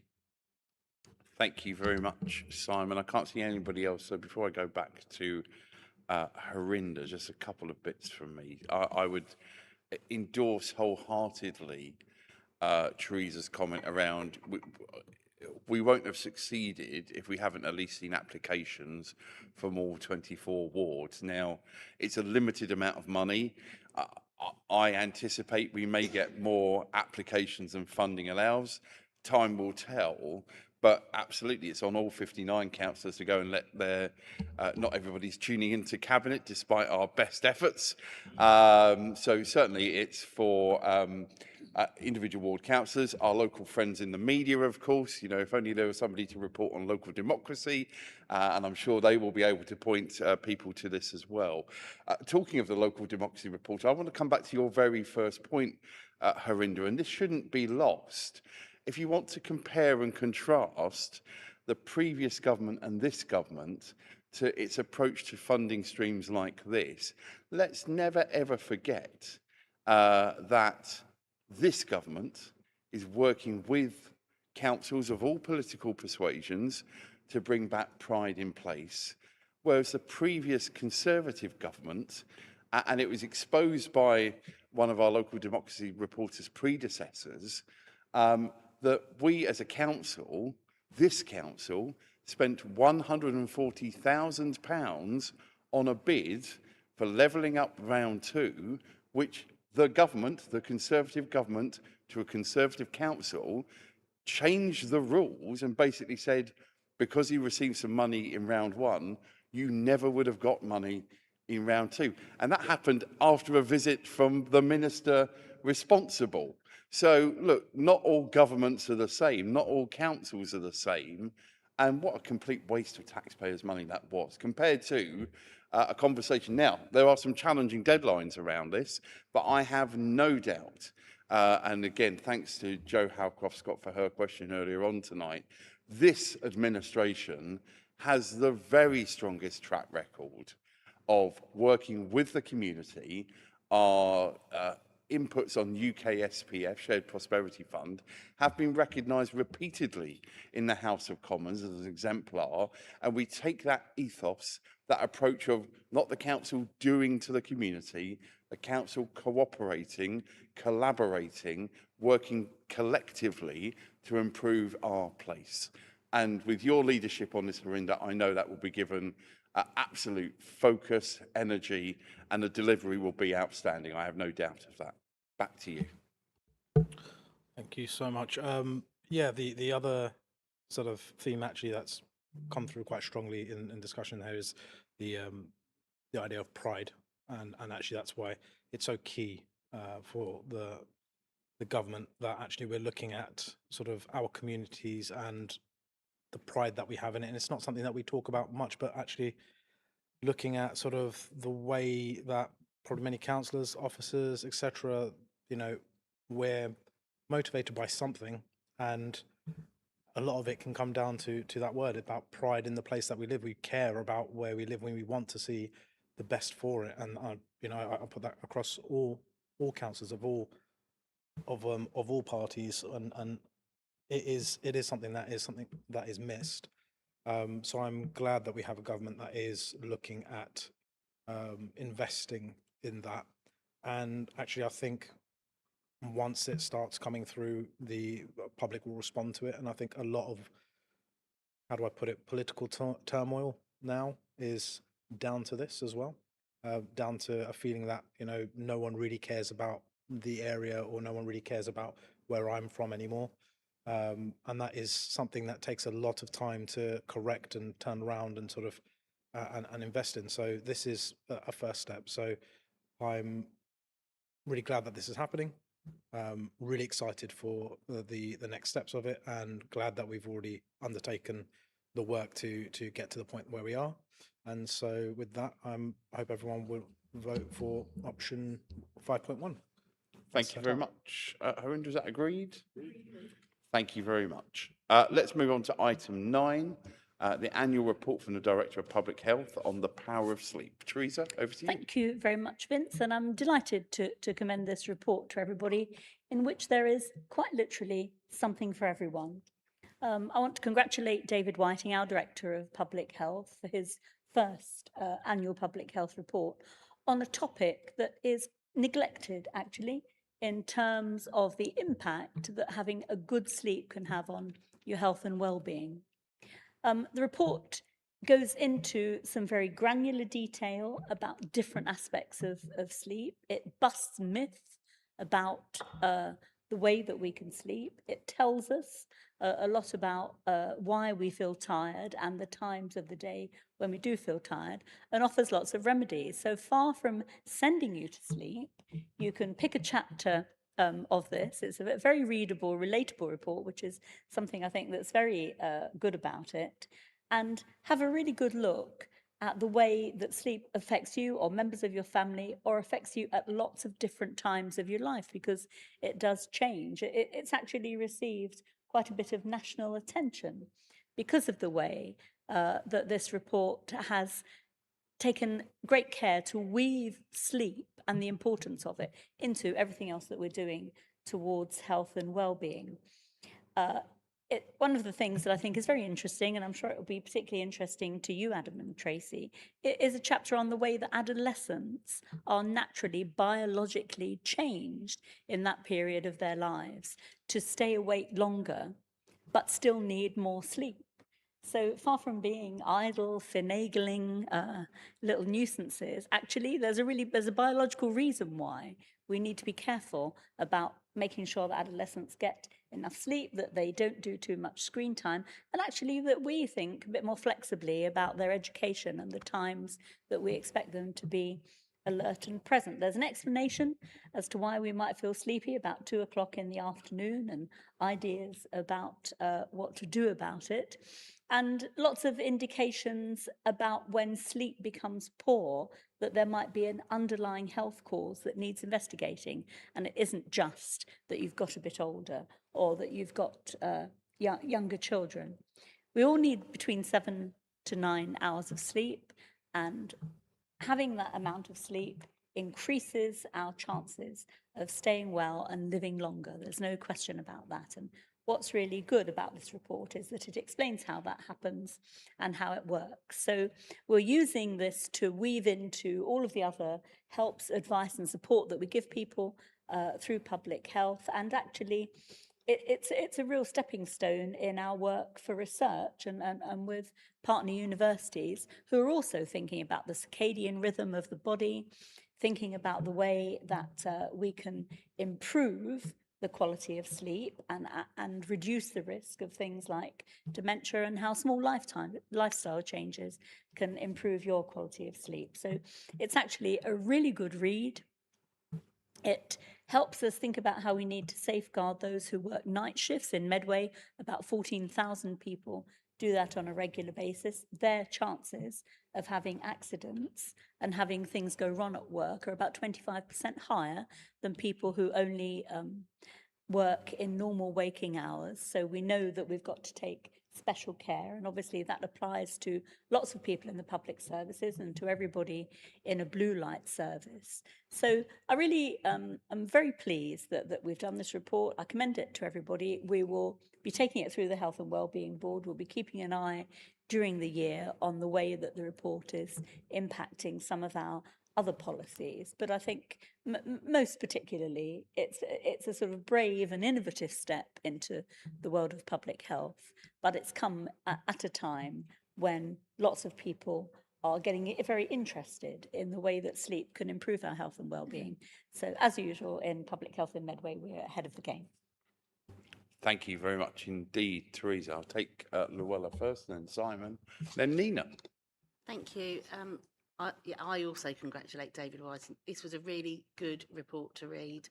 And aside from having teenagers and now going easy on them, I did notice that it really does, it's wide ranging, as you said, Teresa, but it does really highlight the impact that lack of sleep's having on people every day.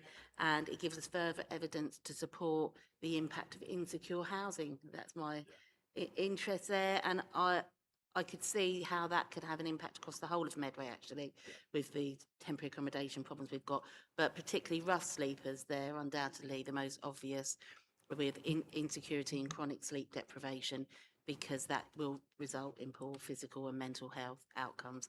And not having the importance of having restorative sleep, as it says in the report, which you won't get if you're sleeping rough. It's just, there's too many factors to take into account. That others take for granted, actually. We take for granted the sleep. So addressing that situation for those sleeping rough is highlighted in the report, and I fully support it. It's a very good read. Thank you. Simon. Yeah, thank you. Echoing the comments that that Luella's made, and it's a brilliant report. And actually, to be honest, that initially I thought that it took a lot of courage to write a report like this and present it to us, and it worked, and it's fantastic. One of the things that really comes out strongly is about the importance of those. You talked about diurnal rhythms and the rhythms of life. There's some latest report coming out how that might affect your recovery time from operations and things like that. Timing of, so there's all sorts of things tied into this, which are coming out now with a better understanding of how the human body functions and stuff like that. And I thought one of the key things that certainly I'm aware of within my ward is about poverty and how awful that is. And when you see the impact, and you've got children at school who are falling asleep because they've not had enough sleep at home, either because they've been on their screens too long, which is a new thing in this sort of new generation of young people, and it's being looked at in a lot of detail, particularly about very young children and how much time they're spending on screens and stuff, but also in terms of bed poverty, which is a big factor now, and how we can sort that. I've been into properties within my own ward where you've got the children's beds are they're crowded, they're small, and not enough room for them. But the children have got beds, and then you turn around and say, "Where's mum or dad sleeping?" And there's a couch, and that's the kind of world that people are living in without having enough somewhere proper to sleep and stuff like that. So there's all sorts of factors in here which bring this whole issue to our attention and has so much ramifications throughout our communities, but in particular for those in the poorest conditions. So thank you very much. Thank you very much, Simon. Nina. Thank you. Working with children who have been impacted by trauma, I do always emphasize the importance of adopting good sleep hygiene for our carers and parents as well. Of course, in the current time, not just children, but adults as well, is being bombarded by all sorts of information, almost 24 hours a day, and having to process all of that. It all impacts the quality of sleep and how much we get sleep as well. So obviously these are some of the public health factors as well. And I really welcome this report from Dr. Whiting, because in Medway, as my colleagues have emphasized, we have sleep poverty because of various other factors, not because people don't want to get quality sleep. So I think it raises questions for policymakers as well as our key partners also to take into consideration how we try to address those. But I think for general public as well, like, when I read the report, initially I thought this is just going to reinforce some of the information that I already know, but it has actually given me so much new information. So I would really encourage everyone in Medway to read this important piece of work that has been delivered by our Medway Public Health team. Thank you. Thank you, Nina. Before I go back to Teresa, I'd echo a couple of the points that colleagues have made. I think this is a fantastic annual report from our Director of Public Health, and his first report in that substantive role. And it's one that sets conversations going. A couple of other things I'd say. It's a very readable report, both in the content, but also the design and delivery. So thanks to everybody within the council team, the comms team and the public health team who have made that element so very powerful. And I do think, as Simon and Luella have both referred to, actually bed poverty or mattress poverty is something which other areas the size of Medway have probably talked about a bit more over the last 10 years compared to us. And if this triggers that conversation to make charities think about, is this something they want to focus on, that's a great thing. If it makes schools think about how can we join up this conversation, that's a good thing. If it makes residents at large think about how can we help that neighbouring family who have perhaps come into a difficult set of circumstances, that's a good thing too. Because ultimately, as with so much of the conversation we have at the moment here in Medway when it comes to public health, all of those outcomes are positive from a Marmot Place perspective, lowering those health inequalities, which has got to be in the best interest of all of our residents. So, as Dr. David Whiting says in there, this is not a cure for insomnia, far from it. It is a fantastic read and something which I know will be picked up and has already been picked up both regionally and indeed nationally. Teresa, back to you. Yeah, thank you for your support, everybody. And I think, as Vince says, this is a highly relatable and readable report, and that's important in public health because it should be something that gives a very clear signal to everybody in Medway that we care about them and we want them to live a healthy lifestyle and we want them to understand why things might be going wrong. So I think there's not very many public health reports you can pick up and read and enjoy and see yourself in. But actually, David Whiting has achieved that in this report. So I hope more people will read it. It goes in line, actually, having a good sleep with the National Year of Reading, declared by our government and embraced by our library service, because one of the best things that we can do for anybody, adults and children, is to enjoy a good read before you go to bed. And I don't mean of your WhatsApp messages, but of a good novel or a love story, or in this case, a chapter that's about you in The Power of Sleep, a wake-up call annual report from Medway Public Health. So thank you for your support, everybody. I commend this to you. We look forward to hearing more about the way we're going to get this to work with our overall health and wellbeing policies when we bring it to the Health and Wellbeing Board. But in the meantime, please make sure that everybody that you know knows that this report exists and has a read. They will see themselves in there. I guarantee that, absolutely. No, I would agree with that wholeheartedly. Thank you, Teresa. Are people happy to agree to recommendation? Thank you very much. I wish you all sweet dreams when you get home tonight. Let's move on to agenda item 10, the 26-27 provisional funding formula for mainstream schools and academies. Tracy, over to you. Thank you very much. And I want to thank officers who have worked on formulating the funding arrangements. The National Funding Formula calculates the school block dedicated schools grant. However, local authorities and its school forum can decide whether to implement a hard national funding forum or set a local funding forum, which is moving towards the national funding forum. So officers have formulated the 26-27 funding arrangements, and following consultations, the schools forum will be considering the options and making recommendations to Cabinet at their meeting to be held tomorrow. It's expected that the schools forum will recommend Cabinet set a local funding formula based on moving towards the national funding formula as outlined in sections 4.6 to 4.10 and 5.1 to 5.6 of the report.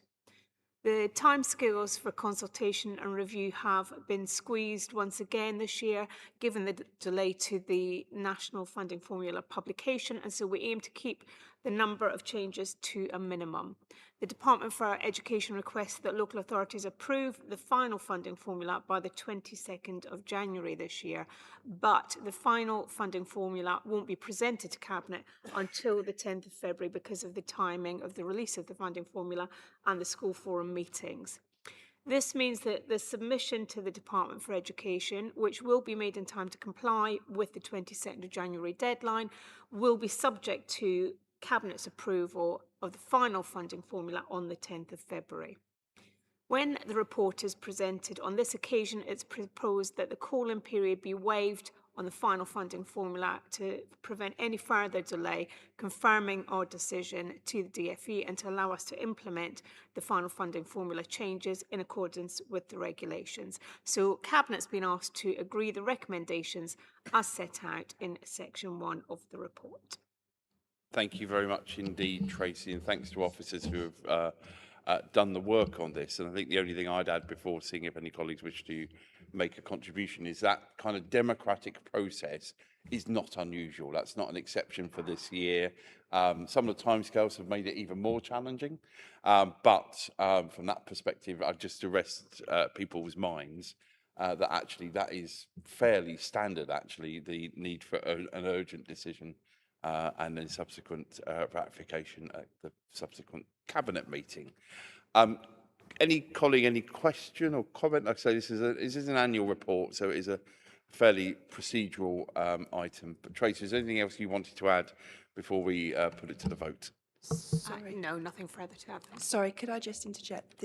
On this occasion, this report's actually not asking to waive call-in, but it's asking for delegated authority, so we don't come back in February. Oh, excellent. That's changed. That is a change. Well, that's a change from pre-cabinet conversations. Now that pre-cabinet is a thing because it was in a report earlier on. So that's okay. Thank you very much, Vanessa. That's very helpful.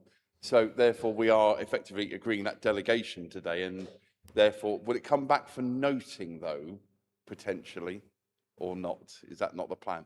Okay, then I'm very comfortable with that because I think through the delegated authorities, I'm comfortable with that. But yeah, thank you very much for making sure that we're agreeing what we're agreeing. That's a helpful thing too. Thank you, Vanessa. Anything else you wish to add, Tracy? No, that's even better. Thank you very much. Nothing to add. Was that an indication, Teresa? No, it's fine. Thank you. Colleagues, happy, and again, thanks for the clarification. Happy with the recommendations as laid out. Obviously, with the delegated authority. Thank you very much. Let's then move on to the next item. This is item number 11. I will remind colleagues we are not going to, no one's indicated to me they wish to talk to the blue papers, so we will keep it in open session.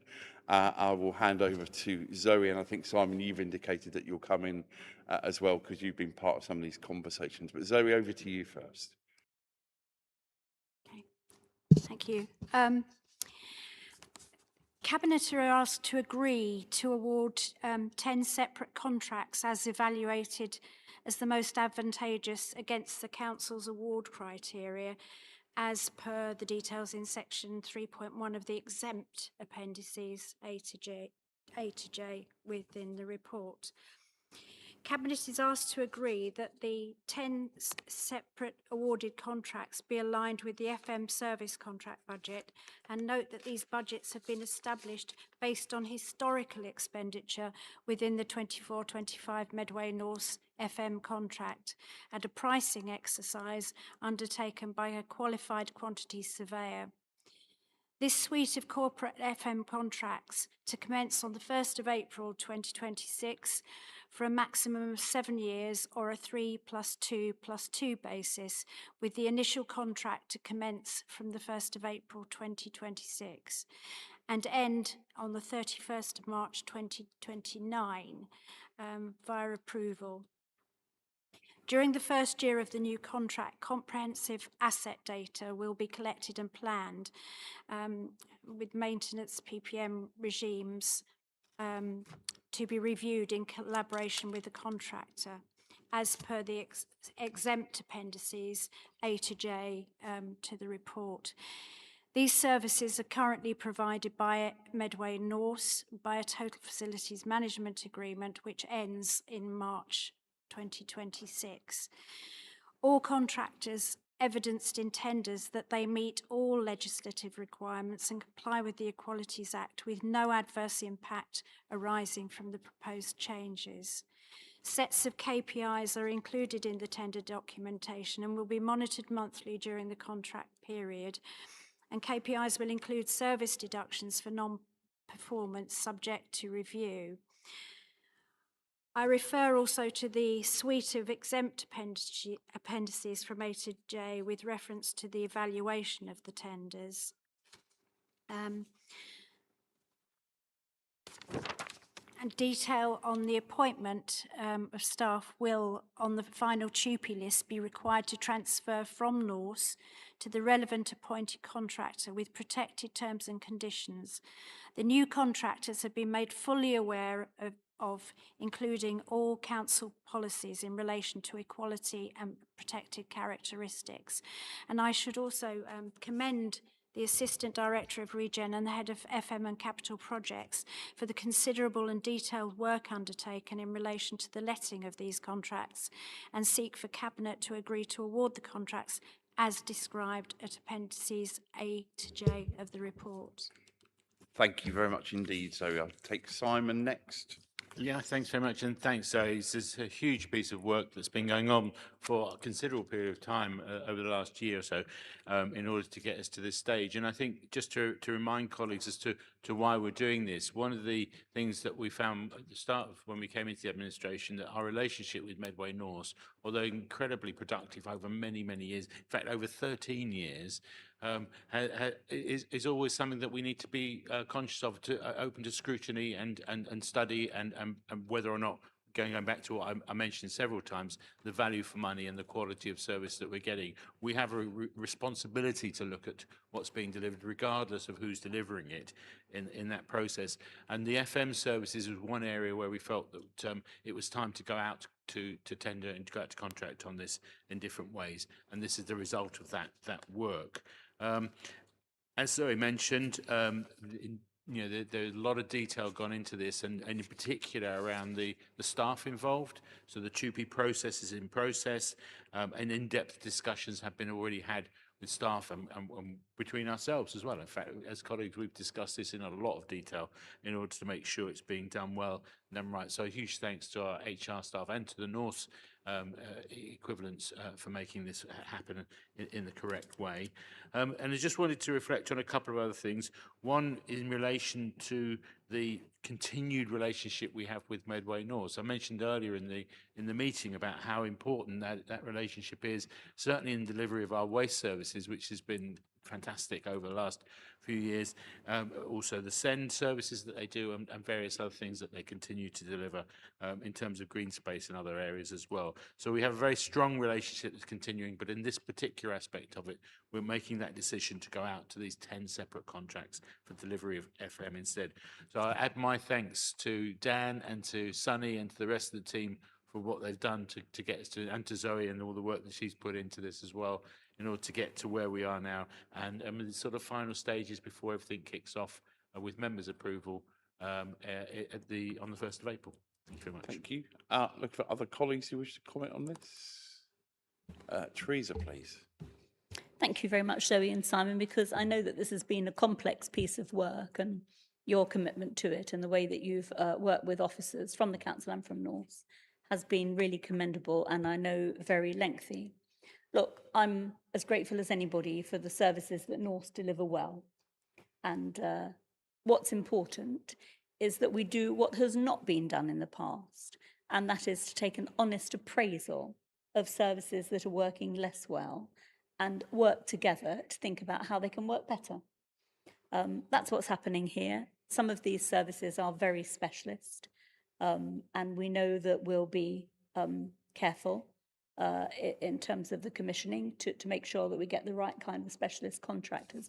But importantly, that when the services are in place, there will be proper monitoring and standards to follow and key performance indicators. And I'll feel much more confident than I've felt in the years before we took over the council, that when we come to look at the end of year report on facilities management services, I will have something to measure the effectiveness and quality of them, the effectiveness and quality of what's been delivered against our expectations. And I don't think that has been possible in the past. So thank to everybody for this complex piece of work. The staff have had absolute assurance, as Zoe said, about their rights under TUPE. and we'll be working very hard to make sure that all of those rights are adhered to. It will be a time of change, but I think going forward, for the facilities that we manage, and if you think about facilities in the round, it's not just buildings where people work, it's things like leisure centres, the sorts of things right across the council that people enjoy and should expect to be in good condition every single day, and the safety of all of those services and the specialist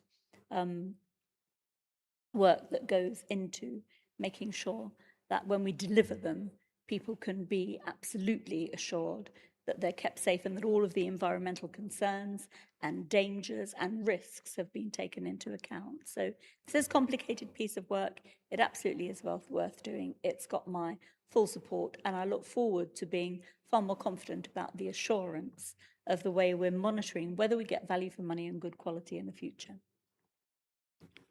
Thank you. I don't think anybody else indicated. So before I go back to Zoe, let me say 2 or 3 quick things on this particular item. And again, I want to thank Simon, Zoe, and relevant officers who have been having these conversations, and indeed colleagues at Medway North as well. And look, we've taken a very, very similar approach to this when it comes to the issue of some of the services delivered by Mears previously on one big contract that we took to smaller contracts. So it's worked there, and I'm confident it will work here as well. But rest assured, this administration will be looking carefully at the transition from Medway North to the new contractors. We want all of these contractors to be good employers. We expect that. We demand that as people who are taking out tenders with them. And I have no reason to believe that won't be the case, but rest assured, and I know particularly with Zoe and with Simon looking at some of this work, that will continue to be at the heart of the conversations they have. And Teresa is right to say this is about making sure that nothing stands still. Absolutely, it's right and appropriate after 13 years of an existing partnership to understand where we are in elements of that. And some elements of that will continue if they have previously. Some elements of that, of course, waste being a really obvious example, weren't there on day one, so we're on a different timetable. But it is right and appropriate that we look through this, and that's what we've done through this very detailed piece of work. So anybody looking on tonight can rest assured this administration has got the best interests of the staff who are delivering these services, the best interests of the taxpayers of Medway, and it's a difficult combination sometimes, but I think with the work that's happened here, that is absolutely the right and appropriate approach. And again, I'm hugely grateful to the whole team who have made this happen. And as we move forward, and I think the point was made, Zoe, in your opening remarks around the very specific contractual situation around extensions, 3 + 2 + 2. That isn't in itself unusual. That's quite a common set of contractual processes, but those paying attention, watching on tonight will recognise actually 3 + 2 + 2 is quite helpful when it comes to the important issue of local government reorganisation. It would be inappropriate for any council to put in place a long contract. And we've seen at least one other council in Kent talk about a 21-year contract. That's not responsible governance at a time when we know that all of the 14 existing councils will cease to exist. And I wouldn't want to tie any council leader's hands for 18 years after they take over a council. That's not appropriate.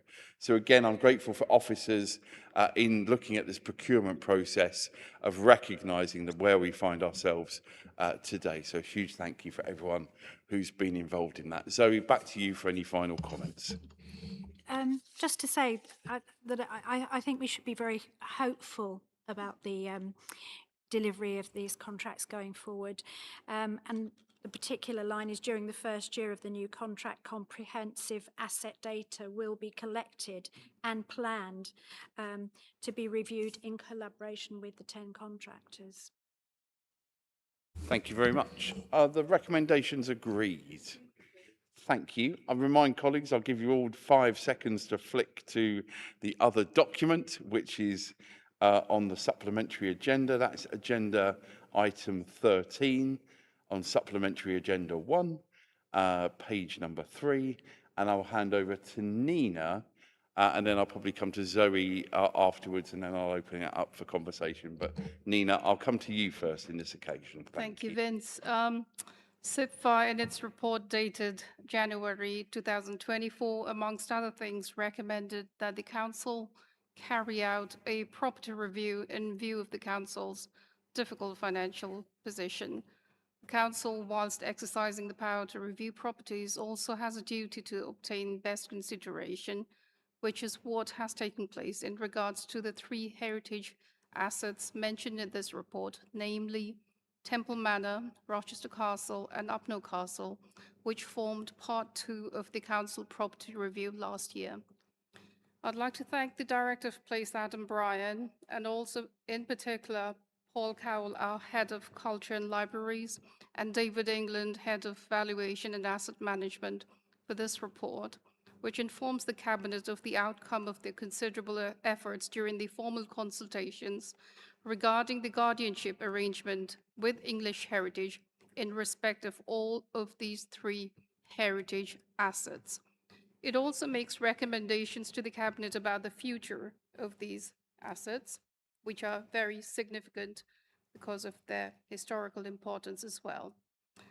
As the local management agreement in respect of Temple Manor and Upnor Castle has expired, it is recommended that the delegated authority is granted to the Director of Place to start the process of making necessary arrangements to hand back Upnor Castle and Temple Manor to English Heritage and hand over full responsibilities of the operational management and maintenance of these assets, because we know that English Heritage are best placed and also have the expertise in protecting and maintaining historic buildings to carry on this important piece of work well into the future. The rationale for this, as explained in this report, is not only to reduce running cost or generate capital receipt, but more so to bring Temple Manor and Upnor Castle to more intensive use. And we have faith that as the primary legal guardian with extensive experience of managing significant historic and heritage sites, English Heritage is in a very strong position to manage these important heritage sites in Medway into the future. During our consultations with English Heritage, they have expressed nothing but appreciation for all that the Council has done thus far in terms of the maintenance and operational management. Therefore, I would like to request Cabinet colleagues to agree to authorize the Council's legal department to complete the relevant contractual documents as recommended in this report.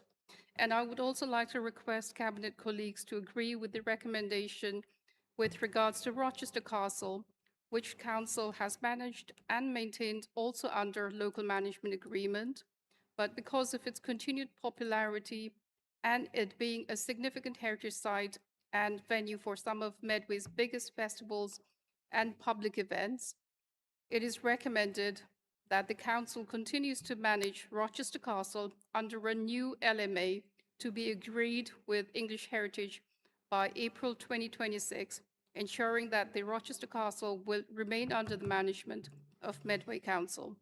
Thank you. Thank you very much indeed, Nina, for that helpful, detailed overview. Zoe, is there anything else you wanted to add from a property perspective before I throw it open to others? Probably not, Vincent. I just got myself thrown out of the documents. Technology's not helping. I'll go to Yes. others. If you want to come back at the end, I'll come back to Okay, you. But I think thanks. Nina did give a very comprehensive overview there. absolutely. Thank you. Teresa, please. Yeah, thank you, Nina, because I think the way that this has been configured makes sure that we put the hands of these important assets,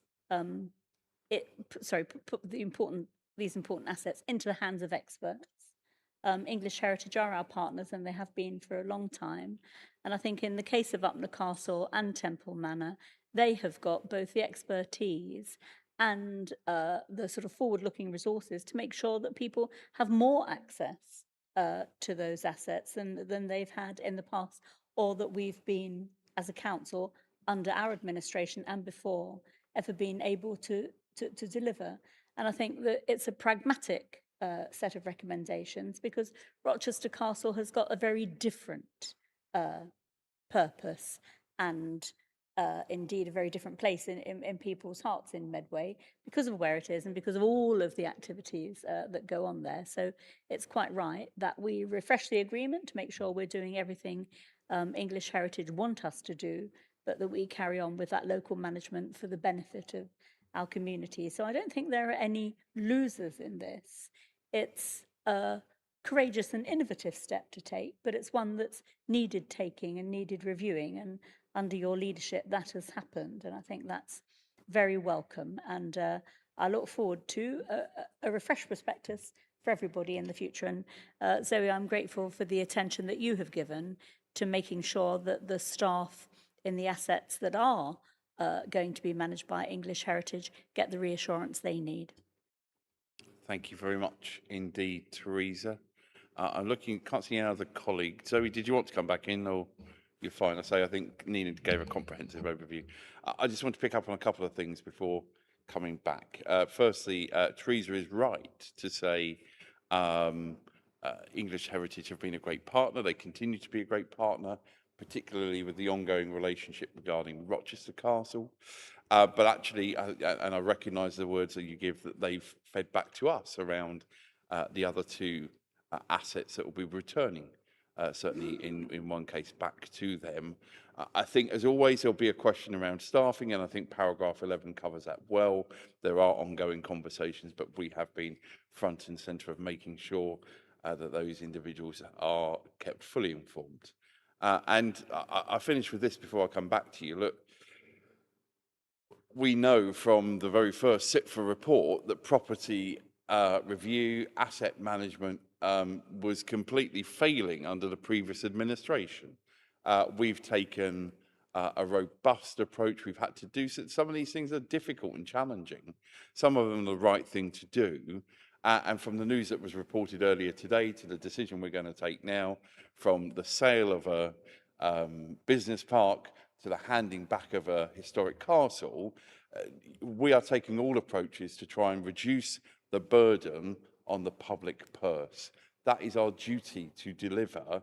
But if we can deliver that in a way, as Teresa and yourself have said, Nina, in a way that will potentially enhance, because of the huge expertise that English Heritage bring to the table, the offer at Temple Manor, but particularly Upnor Castle, I think often a gem, a hidden gem of the Medway community. If they can enhance that and we can continue to work in a fiscally prudent way with the management of Rochester Castle, I think that is a good outcome for our spreadsheet, but a good outcome for our historic values and also our historic offer for the people of Medway.